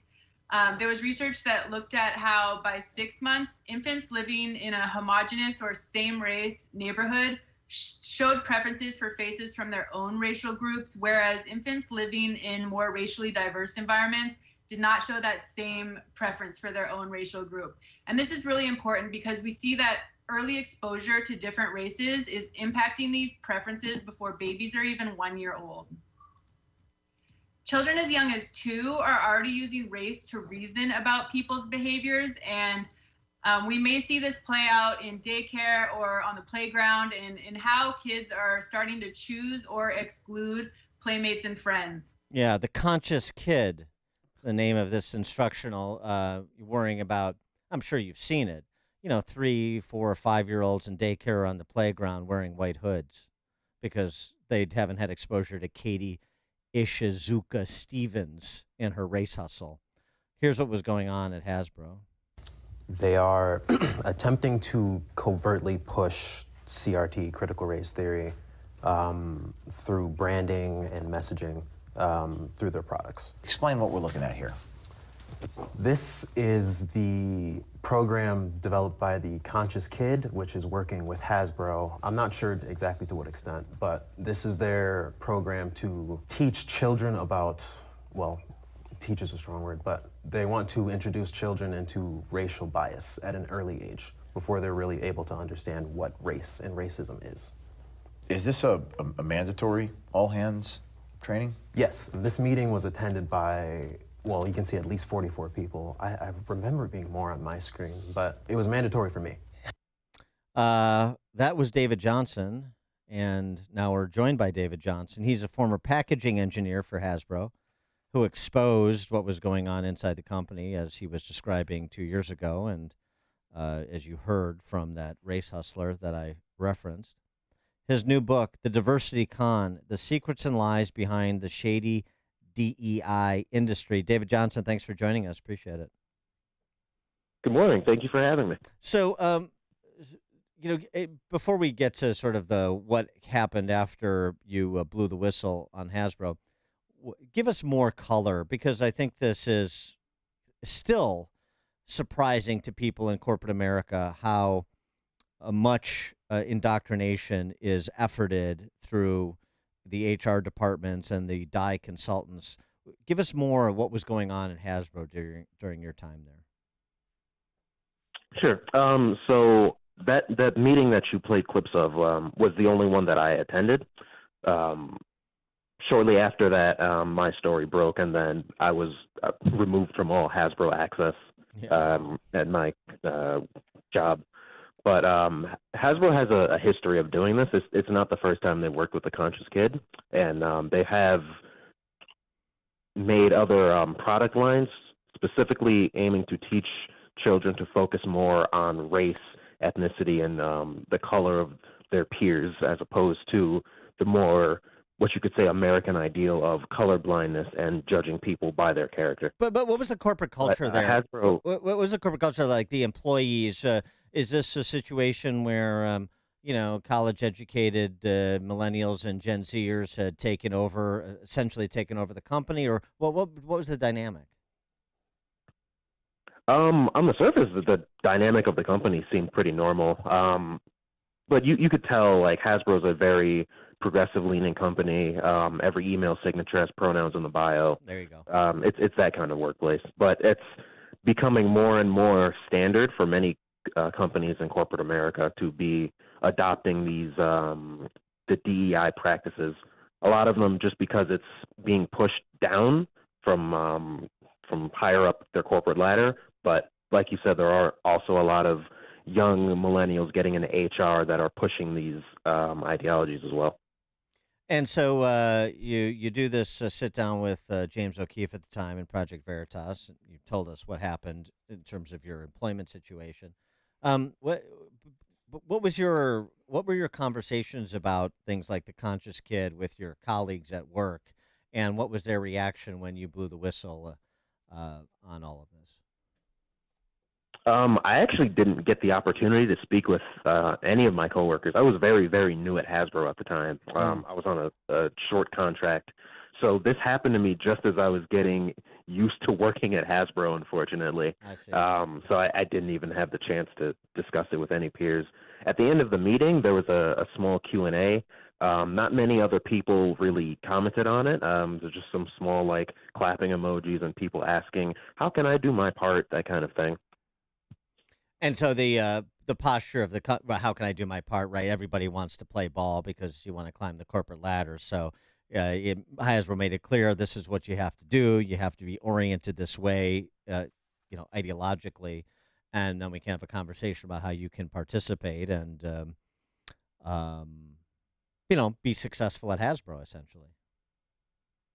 Yeah, basically that. But it's not the first time, and Hasbro's not even close to being the only large corporation to be pushing these DEI practices down on their employees. You can see it reflected in, and I bring this up in the book, other large companies such as YouTube, Nickelodeon, the NFL, like major institutions all have access to children through media. And this is why it's so insidious, and parents need to be aware of what their children are being exposed to. What do you come to the table with here? What's your sort of a disposition? Why did you recoil at this? Why did you seek out Project Veritas, or maybe they sought you out? I'm not sure which, but give us that kind of angle. What's your angle here?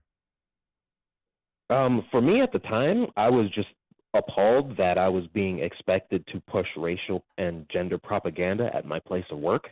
It's something I'd seen a lot of through videos on other college campuses of young students becoming deranged activists pushing these types of things. But just to have it at my place of work was just so shocking to me. And that Hasbro wanted to do it covertly, I just felt that I had a duty to let as many people know about this as I could. Project Veritas was just the only institution I had some trust in at the time, so I brought it to them, thankfully. And they did the story proper justice and got it the attention it needed. But you're black. And what was your breaking point, though? What was where you like, you know what, I got to contact them? For me, it was at 4 years old, the white children are going to be experiencing this level of racial bias as their parents. I grew up in upstate New York, which is very, very diverse and very mixed. There's white people, there's black people, there's people from many other countries, first and second generation immigrant families. And that racist propaganda was not my experience growing up. And I was also I have a strong hatred of the racial propaganda that tells minorities that they can't achieve unless they're given special treatment and special handouts, because that disincentivizes them from working hard. So it was a lot of just moral outrage on my part at the time. And give us some more perspective on your work history. Where did you go from Hasbro? Sort of what other corporate environments have you been in, and what has been your experience in those environments? I've worked all over. Hasbro was more just like a remote engineering job, but I've worked in like blue collar factories. I've worked at other packaging engineering companies. So I've worked in a pretty large mix of environments. Hasbro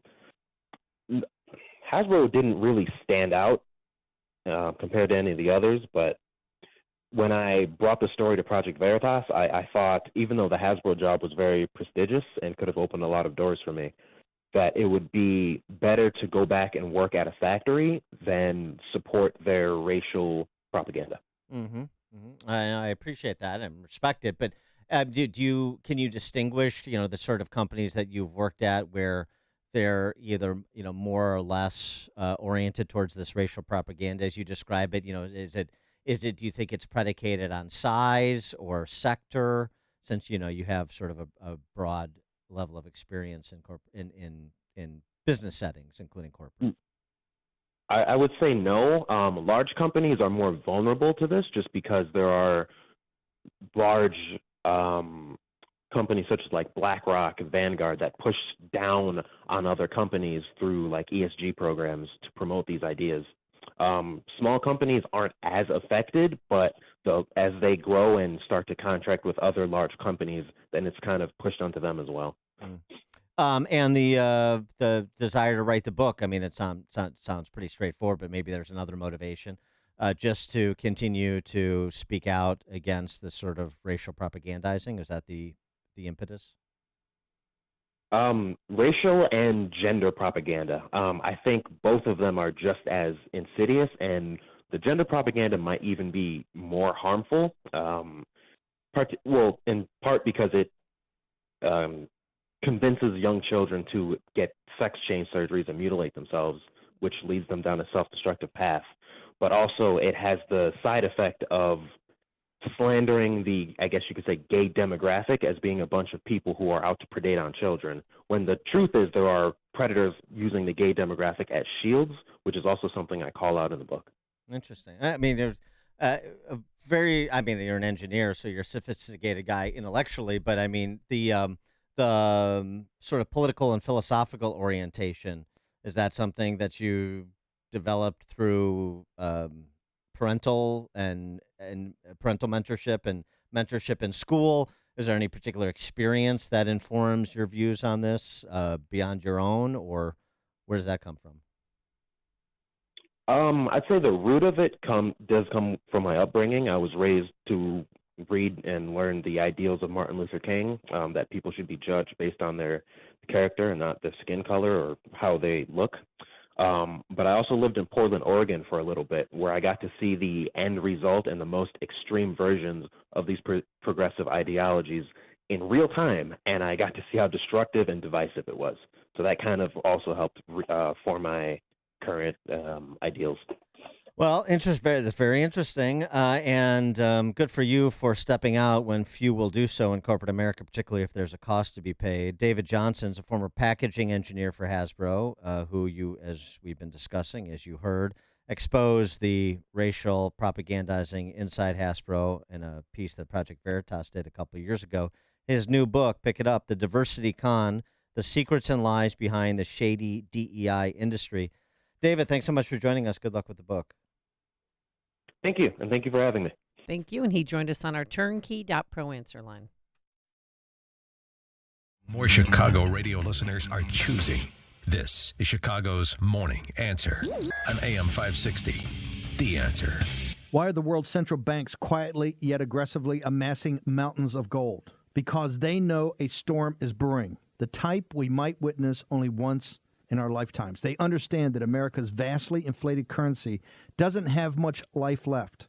And when it finally dies, gold will be a bedrock of stability just as it has for thousands of years. Hi, Stephen K. Bannon, and I urge you to do as central banks are doing. How? By diversifying your IRA or 401k into physical gold with Birch Gold Group. This will protect your savings from inflation, political instability, and economic crashes. To see how it works, get a free info kit on gold IRAs by texting the word PROTECT to 989898. Birch Gold is the only gold company I trust, so text PROTECT to the number 989898. That's PROTECT to 989898 to get your free info kit on gold. There's no obligation or purchase required. Homeowners experiencing low water pressure, rusty yellow water, little to no hot water, or pressure so low that showering is difficult? Honey, don't flush. I'm in the shower. These are all symptoms of clogged and corroded galvanized water pipes that are filled with gunk older than you. You should see it. It's disgusting. You drink it, brush your teeth with it, and bathe in it. Yuck. For your family's sake, repipe your home with quality PEX or copper pipes from All Affordable Plumbing. We're your local family-owned and operated repiping expert. We can repipe your home in 1 to 3 days with minimal disturbance, and we include a lifetime guarantee. And for a limited time, we're offering 12-month no-interest, no-payment financing and a free water heater. So if you have low water pressure, call for a free in-home estimate at 800-NEW-PIPE or visit allaffordable.org. That's 800-NEW-PIPE or visit allaffordable.org. If you have low water pressure, a copper repipe will get you flowing again. Call for a free estimate at 800-NEW-PIPE. That's 800-NEW-PIPE. This is Carol Platt-Liebau for townhall.com. Almost immediately after Hamas launched horrific terrorist attacks murdering Israeli babies, mothers, and grandmothers, 31 Harvard student organizations spoke up to condemn Israel. The great Christian writer C.S. Lewis once noted that education without values, as useful as it is, seems rather to make man a more clever devil. Here is a prime example. America's supposed best and brightest are unable to engage in even basic moral reasoning. It's the only explanation for their willingness to support the anti-Semitism and barbarism being broadcast worldwide. Back in the 60s, Americans were pressured to take Judeo-Christian ethics out of their elite institutions. This ethic wasn't replaced with nothing. In its stead came something much darker. It's long past time for a strong, sustained pushback. I'm Carol Platt-Liebau. Publicpolicy.pepperdine.edu. Signature Bank is Chicago's fastest growing independently owned business bank. It's a bank where relationships still matter. I'm Dan Proft, and I know this because Signature Bank is my business bank. Hi, I'm Tony Dreyfus, founder and president of Metropolis Coffee Company and a proud new customer of Signature Bank. We're a 19-year-old specialty coffee roaster located in the heart of Chicago. Some of your favorite restaurants and cafes serve our coffee. As a small business manufacturer, we understand the importance of working with the right bank, and that's why we made the move to Signature Bank. We were tired of the impersonal service that our large bank had provided. A friend referred us to Signature Bank, and their team was on site to understand our operations firsthand. They provided us the working capital to continue our successful business operations and to fuel our ambitions for innovation and growth. We now have the flexibility to grow at our own pace. That personal touch, you can't find that at a large bank, but we found it at Signature, and we can't thank them enough. Signature Bank helps local businesses succeed. Let Signature Bank turn your business vision into reality. Visit signaturebank.bank. Member FDIC, Equal Housing Lender. Balance of Nature's fruits and vegetables in a capsule, changing the world one life at a time.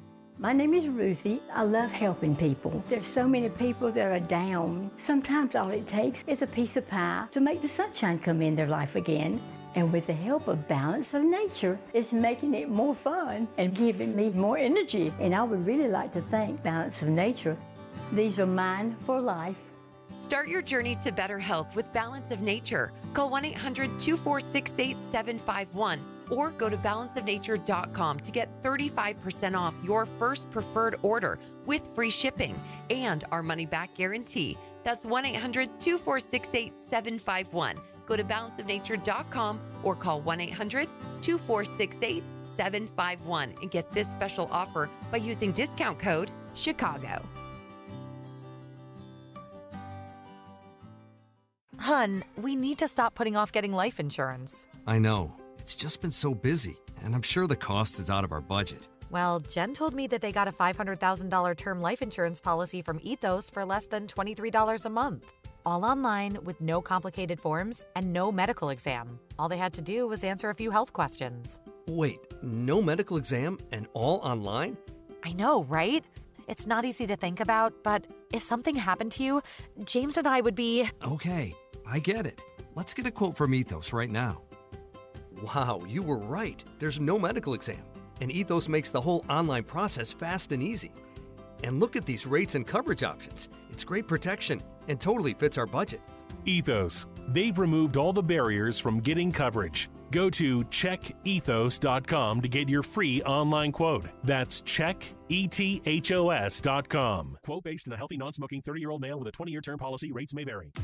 Hey, homeowners. Want to make your home a dream home? Then be sure to stop by the free home show in your neighborhood. With one easy visit, you'll find what you need to remodel, repair, and beautify your home, all with free admission and parking. And only 2 shows remain this year. This weekend at the Schaumburg Convention Center, then in 2 weeks at the Lake County Fairgrounds in Grays Lake. You'll see hundreds of displays for thousands of the freshest ideas to improve your home inside and out. And get trusted advice from experts who'll help you with all your home improvement needs while saving you time and money with exclusive show discounts and offers. Plus, don't miss your chance to win a week in paradise to St. Croix in the U.S. Virgin Islands and see live demonstrations all weekend long. So let the Chicago Home Shows make it easy for you. From interiors to exteriors, from decor to outdoor, you'll find it all at the last 2 shows of the year in Schaumburg this weekend and Lake County in 2 weeks. And of course, admission and parking are always free. For details, visit freehomeshow.com today. That's freehomeshow.com. Join us for the Bank the Blue Gala on Friday, October 27th at the Donald E. Stevens Convention Center in Rosemont.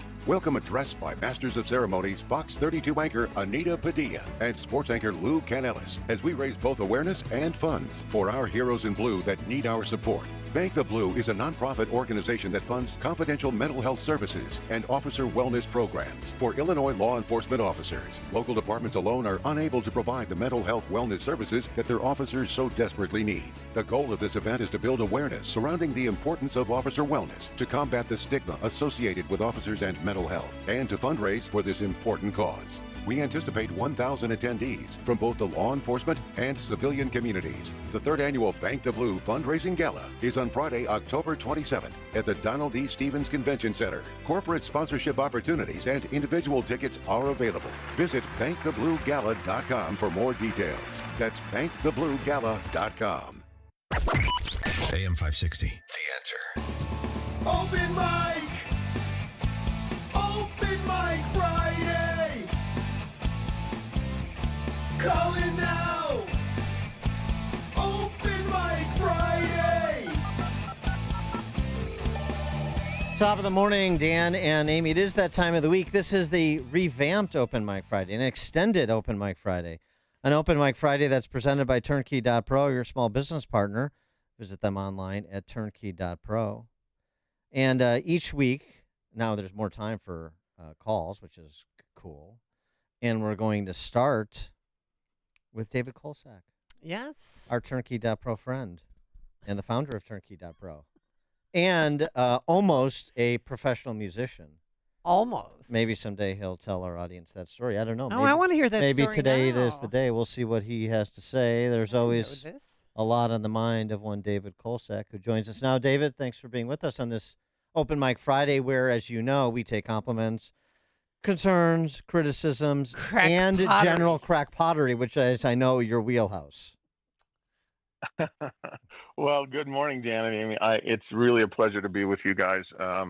Known you for a while. I can't tell you the musician story right off the bat. We can get to that down the road. But yes, I was an aspiring musician a long time ago, and it's the world is a lot different for me and the world since 20 years ago when I was in LA doing that. But to begin with, I would like to say, like, I consider myself a patriot, and I see, this clear lack of discernment in society, and that, and today it just troubles me.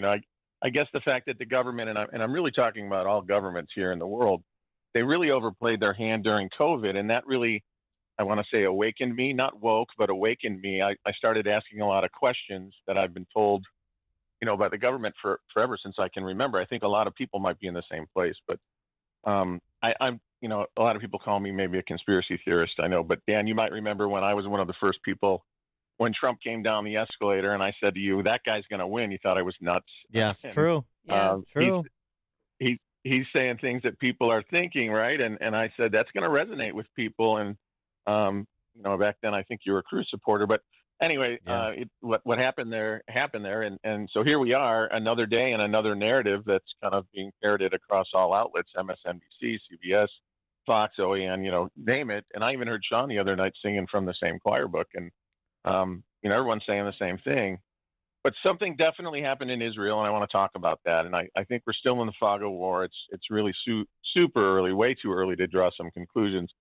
And someone once said that was really much smarter than me, is I'd rather have questions that can't be answered than answers that can't be questioned. And I can tell you that I love my country, but I'm totally in fear of the government, especially at this point. You know, I'm smart enough to know that I'm not the smartest person in the world, and I need to be a little bit like Columbo. Remember that old TV show where they had the line of questions? Oh, yeah. Peter Falk, of course. Yeah, Peter Falk. He'd start with like something obvious. He'd be like, "Are you wearing a blue jacket?" And he'd be like, "Yeah." And then all of a sudden it'd lead to, "You murdered, Mrs. Peacock in the library," or whatever. Right. Starting to put with the pieces together, he would do that kind of obviously. And so I'd like to be critical of any narrative that's coming out of this Mockingbird media that seems to be, universally accepted, and it changes at a moment's notice. Look over here, don't look over there. How in the world, when it comes to Israel, how in the world can the most sophisticated agency, intelligence agency and security conscious country, have such a lapse in security? It sounds a lot like what we said during 9/11. And, what's with the Iron Dome? How did that fail? 30 some breaches on the fence, missiles going in everywhere. I remember back in 2001, they told us that there were weapons of mass destruction. And I believe them. I think everybody believed them. And we wanted a pound of flesh. Everybody got united. And then we were at war with Iraq for a decade, and then in 2020, they told us 4.7% of everyone who caught COVID would die. And like everyone else, I was a petrified guy. I know, Amy, you were petrified. Everybody was wearing gloves and doing stuff like that. Now I was a little bit of a mask denier. And I would go into Home Depots and I would see how far I could get without a mask and see people, who was the first person to scream at me. And one time I got to the light bulb section, which, as you know, is like right there. I don't know. Anyway, I don't know that, but I'll take your word for it. Yeah. Well, either way, neither one of those things proved to be true. And there's so many. There's a litany of them, and we can go on those in weeks to come. But I think Mark Twain was right when he said that a lie can travel halfway around the world while the truth is still putting on its shoes. So, let's take a break and ask some questions that may have no answers. I've been hearing about these heinous pictures of atrocities coming out and carried out in Israel and Palestine, and but they're too heinous for you to see, and public can't see them. But just trust me, they're real, and I don't trust them. Well, so, there are a lot of heinous pictures that have been circulating as well. I have not seen them. Documenting, maybe not documenting every single assertion, but there's not Yahoo. Sorry for interrupting. He released a number of pictures yesterday. No. Well, there's also first person accounts and yes. So yes. But anyway, go ahead. But how's it possible that go-karts with parachutes and fans on the back of them can just go through the most sophisticated army and intelligence agencies in the world? Why was there such a lapse in that? I'm just asking questions. No, I agree with you, and I think that those are fair questions. And we actually were having this conversation with Brett Baer earlier in the show, where he said this: now is not the time to talk about intelligence failures. Well, actually, it is. I mean, not maybe completely, but right. If you had an intelligence failure of this magnitude, and you're still relying on those intelligence agencies to inform the decisions you're making subsequent to this attack, then now is the time to make sure you're getting the information that you need to make as informed decisions as are possible with imperfect information. And so, I agree with you about that. It's like certain questions will not be answered until they ripen, as we say. But the one thing on just in terms of like the most sophisticated this and the most sophisticated that, well, as you just said, being a skeptic of government, the idea that these are superhumans in charge of our government agencies, obviously not, and that these bureaucracies that we don't otherwise trust to do much of anything competently are infallible, even when it comes to something as important as national security, even when you have talented people in important positions. Most of these, including the Pentagon, are still sclerotic bureaucracies, and they have blind spots, and they get politicized, and that creates more blind spots. And Israel, as sophisticated as their national security apparatus is, I would suggest that they're not impervious to those blind spots either. Well, or are people working on the inside? You know, I mean, are there traders there too? I mean, did they let them in? I mean, I have Maybe. no idea. Are we in an information war? You know, here's one side, here's another side. You know, what's real, what's not. It's almost to the point where you don't believe anything. I know I don't believe anything I can't see with my own eyes. And it's definitely a different world than 20 years ago when I believed everything I was told. When I grew up, you know, Walter Cronkite would come on and he would say whatever he said, and it was gospel. And it was, you know, you'd hang on his every word. And, you know, everyone knows the famous, you know, when he took his glasses off and the president was assassinated in 1960. I wasn't born by then. I was close to being born by then. But, you know, I remember that footage and how trusted those sources were. And as we've gone through life, I think, over the last at least 3 years, I've seen a tremendous erosion in what people believe is on the air and what they're seeing is true and what they're being told is true. And as it pertains to Israel and Palestine, we don't know exactly what reports are real and what's being exaggerated and who's behind what. But history would suggest that everything that the official narrative says now will end up being vastly different later on. I mean, that's history. That's what we've lived through. So, you know, I know it's called television for a reason. And what do they put on television? They put programming. And so are we being programmed? You know, so again, to start off, you know, this is my first time on here and I think you're stuck with me for a while. So I think that's where we all should be right now is ask questions. What's really happening and how do we discern the truth? And there's just simply way too much on the line just to fall in line and follow what we're being told. And so I guess that's my first point that I want to make on Open Line Friday. All right, very well good. said. Very good. No, I completely agree, David. Thanks so much for the call and the sponsorship. We'll be looking forward to talking to you in the weeks to come as well. David Kolsak, turnkey.pro, the turnkey.pro answer line, the turnkey.pro open mic Friday. And I mean, you know, he's echoing something that I always say on the show, too. No one is beyond reproach. No one. And, you know, no question is off limits. You can say, well, that's a question that has an obvious answer. That's a question that's missing the point. But I mean, you're allowed to ask it. You're allowed to ask questions without being shouted down. At least you should be if we're going to be thoughtful and civil. Or maybe not. We'll see. We'll see how the rest of Open Mic Friday proceeds. All right, let's get to more of your calls. Again, 312-642-5600, the turnkey.pro answer line on this new and improved Open Mic Friday, inaugural edition. David in LaGrange. Yes, I'm calling for when, I think it was about 2 weeks ago, you had my state rep, LaShawn Ford, on talking about no cash bail. And I live in his zigzag district. You like to say West Side state rep, but he zigzags all the way out to Brookfield and LaGrange. Yeah. Never saw a sign for him. But you know what? He talked about how minorities, that the criminal justice system hasn't been fair to minorities. Well, I wanted to say, I think he should have said how fair the criminal justice system was to him, because at one point he had 17 felony indictments with the IRS, and they were all reduced to a single misdemeanor. Well, he was acquitted on bank fraud charges. I mean, so he was straight up acquitted. But to your point, I mean, right, the justice system is unfair, but he had his day in court, and he was found not guilty, and so that's and then he decides to run for state rep. Yeah, which is wasn't he already a state rep? He was a state rep. I think he was a state rep at the time. Yeah, yes, I think he was. I know he was. Yeah. Thanks for the call, David. Though, but yeah. I mean, right. I mean, are there incidents of injustice in the criminal justice system? Of course, yes. I mean, this is the great lie that the left tells, like people that want violent criminals held over for trial don't remember or are not familiar with American history. We don't remember Jim Crow, or we don't remember bad actors in the police department that resulted. I mean, their misconduct resulted in wrongful convictions, people being wrongfully convicted, and wrongful imprisonments, and so on and so forth. We recognize that. So the justice system is lorded over by the same fallible people that lord over every other system. And so the question is the quality of judgments voters are making, the integrity of the people in positions of significant power. the accountability that those voters place on people in positions of significant power.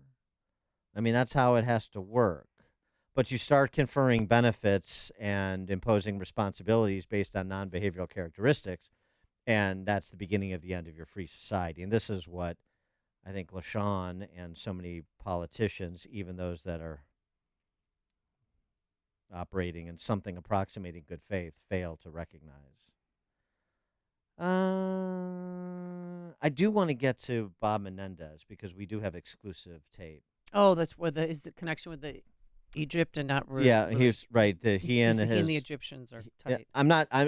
He's innocent until proven guilty. Right. Justice system. But he failed to register as a foreign agent, right, or something. That's the allegation in the updated indictment that he and his wife Nadine and an Egyptian-born business associate were all charged with acting on behalf of Egypt without disclosing it to the U.S. government. We have exclusive audio on how he did that in part. But this is good stuff, guys. We'll get to that in a second. Oh. Yeah. Well, just again, that's a tease. That's what's called a tease in the business. That's what we do here. Thank you for letting me know that. Yeah. Bill and Waukegan. Hey, Dan and Amy. Thanks for taking my call. Hey, listen, I was in the Army for 41 years, reserve and then active duty as well. But that previous caller you had that mentioned the Trojan horse factor, with our borders being an open, not even a revolving door, just an open door with no lock to it at all. I feel like, it's not just the people that just want to work that are coming, but it's the people that want to harm us. Sure. And just like that guy said, it's like, I just believe that, they're already in places here in the United States that something's going to happen. And like that guy said, I'm really scared. And I'm not scared for myself because I'm prepared, but I'm scared for my children and my grandchildren. And I tell you, that's just the one thing I want to say. And it's like, just like people said, keep your eyes open, look around, sit in the back of a restaurant, keep your eyes open and make sure that you take care of yourselves and your family. Thanks for taking my call. I love you guys. Thanks for the call, Bill. Well, I mean, we had this conversation with Tom Homan the other day, the former ICE director under Trump. What did he say? 245 individuals on the terrorist watch list that were apprehended. Since 200. Since Biden took office. Yeah. And then there's a 1.5 million gotaways, whatever you want to call them. Well, we also have reports about the number of people on the terrorist watch list who were identified and then have not been apprehended, that have the federal government has lost the scent on them, and they're ostensibly in this country. So, that's not conspiracy theorizing. It's just saying these are people that our government has said pose a danger to our country, and they got in this country, and we don't know where they are, and that's not a good situation, obviously. So, and are we repeating some of the complacency that afflicted us in the run-up to 9/11? I mean, those are, again, going back to David Kolchak, those are legitimate questions to ask, legitimate points to be made. And if somebody wants to shout you down as a xenophobe, then they can highlight their own ignorance and trumpet it if they want. But those are real questions, hard-headed questions about providing for a safe country.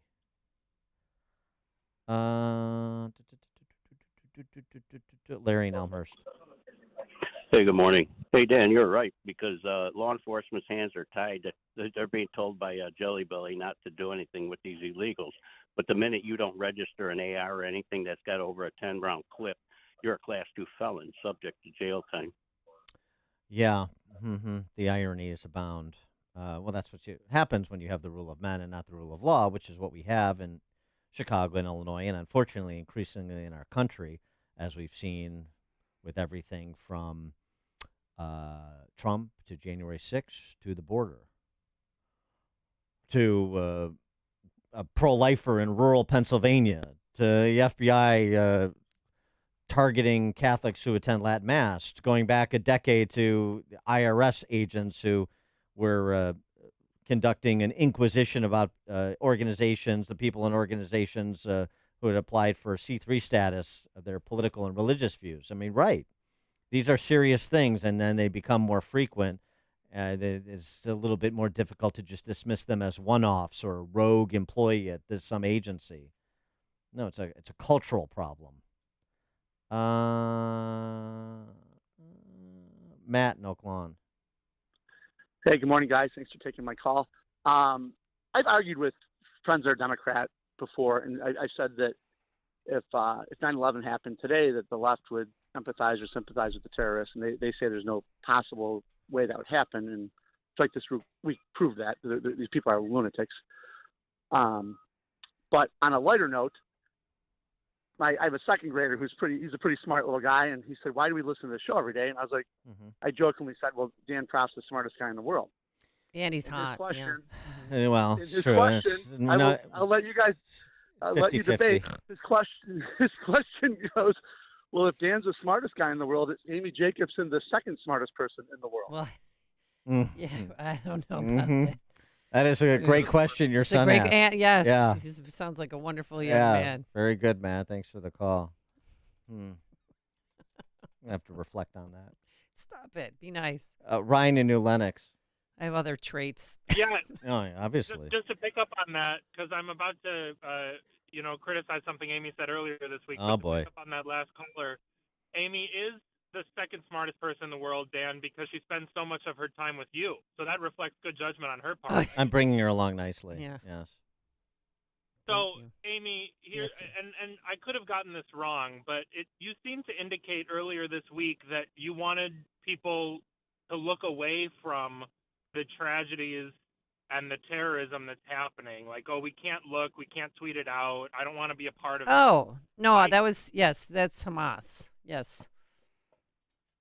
Well, I think we need to look. We need to look unvarnished evil in the face because it gives us moral clarity. Look, the people that are outraged and shocked, well, not shocked as outraged as much as shocked, people that are surprised that this happened are people that don't know their history and they don't have what you talk about all the time on the show, Dan. They don't have any institutional memory.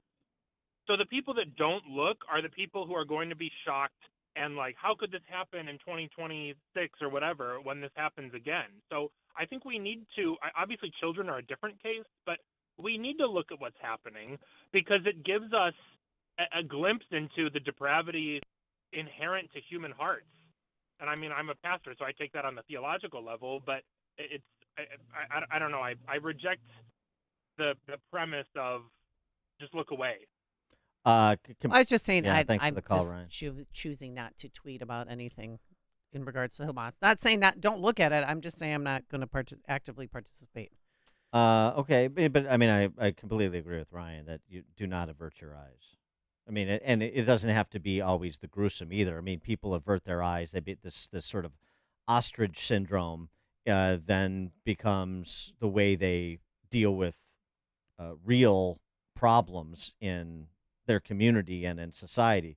Avert your eyes to what's going on college campuses that we've been talking about all week, which has been going on for decades. I mean, it was going on when I was an undergrad, that's for sure, and it precedes me.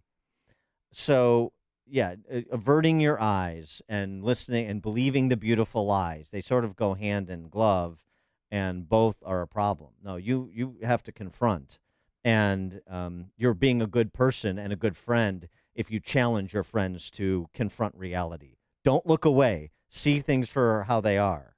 And now we can have a conversation on the substance of the matter. Absolutely. Mark, Western Burbs.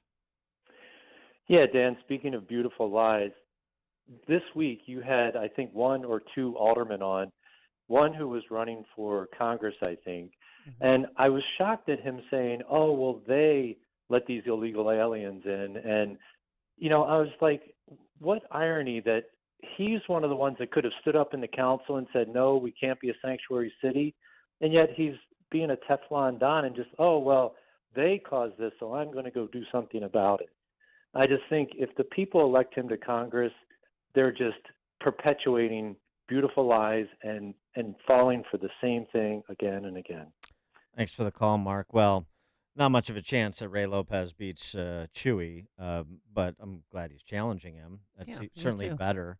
And he can keep his aldermanic job while he's running for Congress. Well, I don't care about that. Well, I do. Because he pushes back, and there are a lot of them are pushing back, and he does. Yeah, but you can't. There's a statement of principle here, which is you get more political hacks by allowing political hacks to have an advantage over regular people by getting to keep their job while they run for office, where most people can't do that. So I'm completely opposed to that. That's sort of incumbency protection. So if I'm opposed to it for bad people, I'm opposed to it for good people too. Or better people in the case of Ray Lopez. But yeah, there was supposed to be this movement afoot, the Common Sense Caucus, that was going to stand up and author proposed ordinances to do things like repeal sanctuary city status for the city and send a message and force a discussion citywide. And where is that? Well, where is that? What did Ray Lopez say? I wasn't here. They're working on it. They're working on it. Mm-hmm. I could draft it in 3 minutes. Send him a draft. Yeah. I don't think that's the problem. No. Yeah. Steve in Orland Park. Good morning. Dan, I had a question. About 3 years ago, I'd say politicians are going to vote on stopping this time change. I know COVID came about, and I haven't heard anything since. I was hoping they would stop it. I want to know if you heard anything about that. Thank you. Stopping the time change? What's that? What do you mean? Yeah, they were going to stop. We're not going to change the clocks anymore. Oh. Think like what? We're going to become Arizona. We're not going to change our clocks. Oh. That's not. No. They've tried to do that in the past. That's not happening. All right. We're going to be changing our clocks soon. Okay. All right. I want to get to this. I don't want to miss this. I mean, I teased it. It's an exclusive. So again, Joe Biden's brother from another mother, Bob Menendez, the senior senator from the great state of New Jersey, he and his wife, the indictment that everybody's heard about has been updated. Mm-hmm. They're accused of secretly lobbying colleagues to unfreeze $300 million in military aid earmarked for Egypt, and they were acting allegedly on behalf of the Egyptian government without disclosing it to the U.S. government, violation of the Foreign Agent Registration Act, which is applicable to Bob Menendez but not Hunter Biden. That's a story for another day. So here's the exclusive audio of one of the ruses that Menendez used to insinuate himself into the deep state so as to get this military aid to his friends in Egypt. Yes, hello. Hello? I called you before. My name is the Egyptian magician. The Egyptian magician? Right. I called. They told me to call back in 10 minutes. Hold on. Hi, can I help you? Hi, this is Carol, the night manager. At the Pentagon. My name is Tarbash, the Egyptian magician. I do magic act. Okay. If you want to come in and audition? What I do, I eat hot coal. That's great. I stab customer and I with saber. And I sick my cat on my performers and they maul them on stage. Wow. Okay. But in my country, that's considered entertainment. That's considered magic. Right. Right. And then I light people on fire, but it is, fake, and It's fake. Right. But that's what I do. The Egyptian magician. The Egyptian magician. Right. Then for encore, I punch my chest, and then it disappears to the crowd. You punch your chest, and it disappears in the crowd. That's it? Yes, my friend. Well, if you want to stop by, you would only be able to do 2 tricks. Okay, that's good enough for me. I'm the best. Okay, every Wednesday night. Then I have small mountain cat. The mountain cat. That I terrorize people. You terrorize people with the mountain cat. Okay, well, I don't know if you better not bring the mountain cat in for the first time. Okay. Okay. Come by 8:45, sign up, and see how you do. Okay, and then maybe just for extra bonus, I choke some of you faculty staff.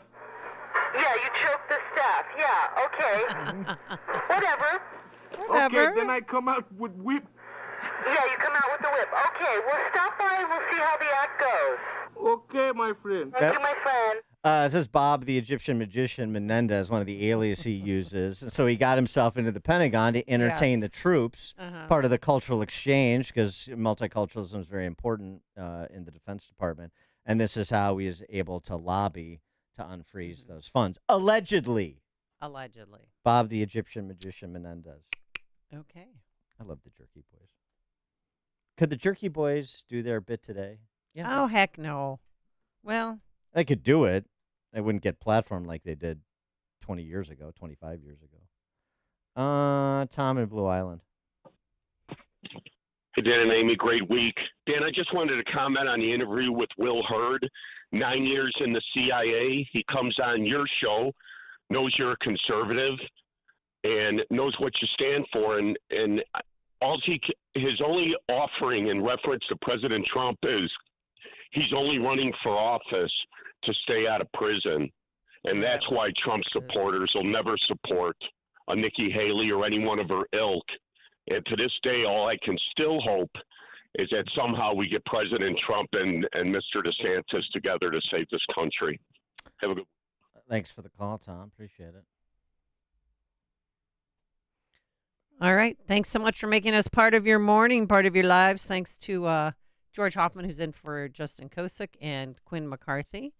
And Mike, everybody, we'll see you at the wedding tomorrow, the big day. Now let's head into the newsroom. Here's Mike Scott. Secret Service agents searching a Glen Ellen home. Lyons PD says 2 charged in a high-end multi-state theft ring that's been busted. Bulls take down the Nuggets in the NBA preseason. WIND Chicago News Time is 9 o'clock.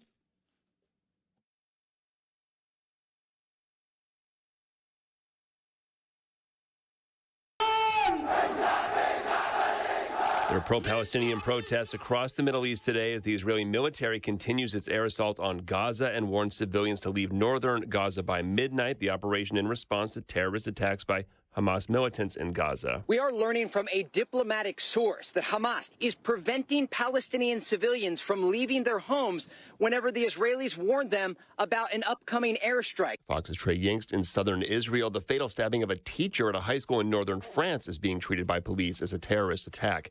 There's a new contract for healthcare workers who walked off the job last week. Unions representing 75,000 healthcare workers have reached a tentative agreement with Kaiser Permanente following a 3-day strike last week and the threat of another strike next month if a new contract deal was not reached. In a statement, the coalition of Kaiser Permanente unions say they are thankful for the instrumental support of Acting Labor Secretary Julie Su. Full details of the collective bargaining agreement have not been released, but the union had been demanding better pay and higher staffing levels at hospitals run by Kaiser. At the White House, Jared Halpern, Fox News. A done deal in the video game industry. Microsoft, maker of the Xbox.